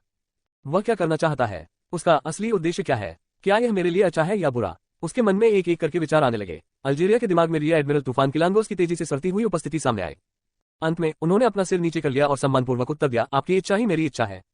उसके बगल में डेरिक ने द हैंडमैन को देखा और फिर जस्टिस को। आश्चर्य हुआ कि वे इस तथाकथित प्रयास के प्रति इतने संवेदनशील क्यों थे। क्लेन ने लंबी कांस्य मेज के किनारे पर हल्के से अपनी उंगलियां थपथपाई और मुस्कुराया। यह प्रयास आपके लेनदेन को आसान और सुरक्षित बना देगा, और यह निश्चित रूप से पर्याप्त रूप से गोपनीय होगा। उसने अपना सिर एक तरफ घुमाया और द हैंडमैन की ओर देखा। उन्होंने मध्यम गति से कहा, क्या आपको द सन द्वारा वर्णित बलिदान अनुष्ठान याद है? क्लेन ने जानबूझकर ये दिखाने के लिए इसका उल्लेख किया था कि वह कितना खुला है। टैरो क्लब के सदस्यों के लिए ये कल्पना करना कठिन हो गया कि वह जिस यज्ञ समारोह में भाग लेने वाला था वह वास्तव में सबसे पहले दसन से प्राप्त किया गया था और उसने दसन को धोखे से बाहर निकालने के लिए इतना सारा समय और प्रयास किया था। टेम्पलेट बलि अनुष्ठान। मुझे याद है, मैं आमतौर पर ऐसी चीजों के संपर्क में आता हूँ, एल्गर ने सच्चाई से उत्तर दिया, लेकिन उसका दिल धड़क रहा था। चूंकि रूढ़िवादी देवताओं ने शायद ही कभी समान अनुष्ठानों पर प्रतिक्रिया व्यक्त की हो, 5वें युग में बलिदान शब्द को अक्सर दुष्ट देवताओं और शैतानों के बराबर माना जाता था। ये सोचते हुए कि इसका परिणाम कितना भयानक हो सकता है, द हैंगमैन को ऐसा लगा मानो वह रसातल के किनारे पर चल रहा हो। यदि वह सावधान नहीं होता तो वह गिर जाता और नष्ट हो जाता। क्लेन ने अपनी योजनाओं का पालन किया और आगे कोई स्पष्टीकरण नहीं दिया। उन्होंने थोड़ा सिर हिलाया और कहा, मेरा विचार है कि आप अनुष्ठान के माध्यम से मेरे लिए बियॉन्डर सामग्री का त्याग करें और मैं उन्हें मिस जस्टिस को प्रदान करूंगा। इस तरह का लेनदेन आप दोनों के लिए फायदेमंद होगा। ऐसा किया जा सकता है। ऑड्रे तुरंत अवाक रह गई। उसे लगा कि यह उसकी कल्पना की सीमा से अधिक है, लेकिन वह बहुत जल्द ही होश में आ गई और इस विधि के फायदे और इस सरल कार्य के पीछे छिपे देवता के वास्तविक स्वरूप को समझ गई। मिस्टर फूल महान है। जैसा कि अपेक्षित था, हमारा टैरो क्लब अन्य गुप्त संगठनों से अलग होगा। हम भौतिक वस्तुओं और सामग्रियों के आदान प्रदान के लिए देवताओं की पद्धति का उपयोग करेंगे। ऑड्रे ने आदतन अपने मन में लगभग यही कहा था, महिला की स्तुति करो, लेकिन अंत में उसने कहा, इसके बजाय मिस्टर फूल की स्तुति करो। शांत विचारों की स्थिति में प्रवेश करते ही अल्जीरिया और भी अधिक सावधान हो गया। माननीय श्रीमान मूर्ख, मुझे क्या करने की आवश्यकता है? उन्होंने बलि अनुष्ठान की प्रक्रिया से द फूल के वास्तविक उद्देश्य को जानने का प्रयास किया। क्लेन ने हल्के से अपना दाहिना हाथ दबाया और कहा, जैसा मैंने कहा, यह केवल एक प्रयास है। ये सफल नहीं हो सकता है, इसलिए इसे आपके सहयोग की आवश्यकता होगी। सबसे पहले एक वेदी तैयार करें। इसे बहुत जटिल बनाने की कोई आवश्यकता नहीं है, ये बहुत सरल और अपरिष्कृत हो सकता है। एकमात्र आवश्यकता इस प्रतीक को उकेरने या चित्रित करने की है। जैसे ही वह बोला, उसके सामने प्रकाश की एक स्क्रीन दिखाई दी। उस पर छिपी हुई पुतली रहित आंख का प्रतीक और आंशिक रूप से मुड़ी हुई रेखाओं का रहस्यमय प्रतीक था। द फूल की कुर्सी के पीछे वही प्रतीक। आध्यात्मिकता के साथ सामग्री का उपयोग किए बिना पिछले प्रयोगों के बाद क्लेन को यकीन था कि उसके द्वारा डिजाइन किया गया बलिदान समारोह समन के दरवाजे के समान ग्रे कोहरे के ऊपर एक भ्रामक द्वार बना सकता है। अकेले एक स्थिर चैनल का निर्माण नहीं कर सका और वह बलिदान को पूरा करने के लिए केवल भूरे कोहरे के ऊपर रहस्यमय स्थान की विशिष्टता का उपयोग कर सकता था। इसलिए उसे 90% विश्वास था कि समारोह सफल होगा। मार्ग का निर्माण सामान्य सामग्रियों का उपयोग करके किया जा सकता है जिसमें आध्यात्मिकता शामिल है, या इसके लिए अतिरिक्त सामग्रियों की आवश्यकता है और साथ ही उनकी पर्याप्त संख्या भी है। मैं मिस जस्टिस और मिस्टर हैंडमैन को इस प्रयोग की लागत वहन करने दूंगा। किसी भी मामले में मैं शुरू से ही जानता था कि टैरो क्लब एक प्रयास का परिणाम था। यह अनुमान लगाया जा सकता है कि बाद में अन्य प्रयास भी होंगे और विफलता अपरिहार्य है। यहां तक कि देवता भी अपवाद नहीं है। क्लेन ने लागत स्थानांतरित करने का फैसला किया। जैसे ही द हैंडमैन जस्टिस और द सन प्रतीक को याद करने का प्रयास कर रहे थे, क्लेन हंसा। यदि आप भूल जाते हैं तो आप मुझसे प्रार्थना कर सकते हैं और फिर आप याद रख सकते हैं। ठीक है, ऑड्रे ने खुशी से उत्तर दिया। मिस्टर फूल के साथ अनुष्ठान थकाऊ और परेशान करने वाले नहीं है, उसने खुशी से सोचा। जैसे ही क्लेन ने वर्णन जारी रखा, फांसी पर चढ़े आदमी ने जवाब में सिर हिलाया।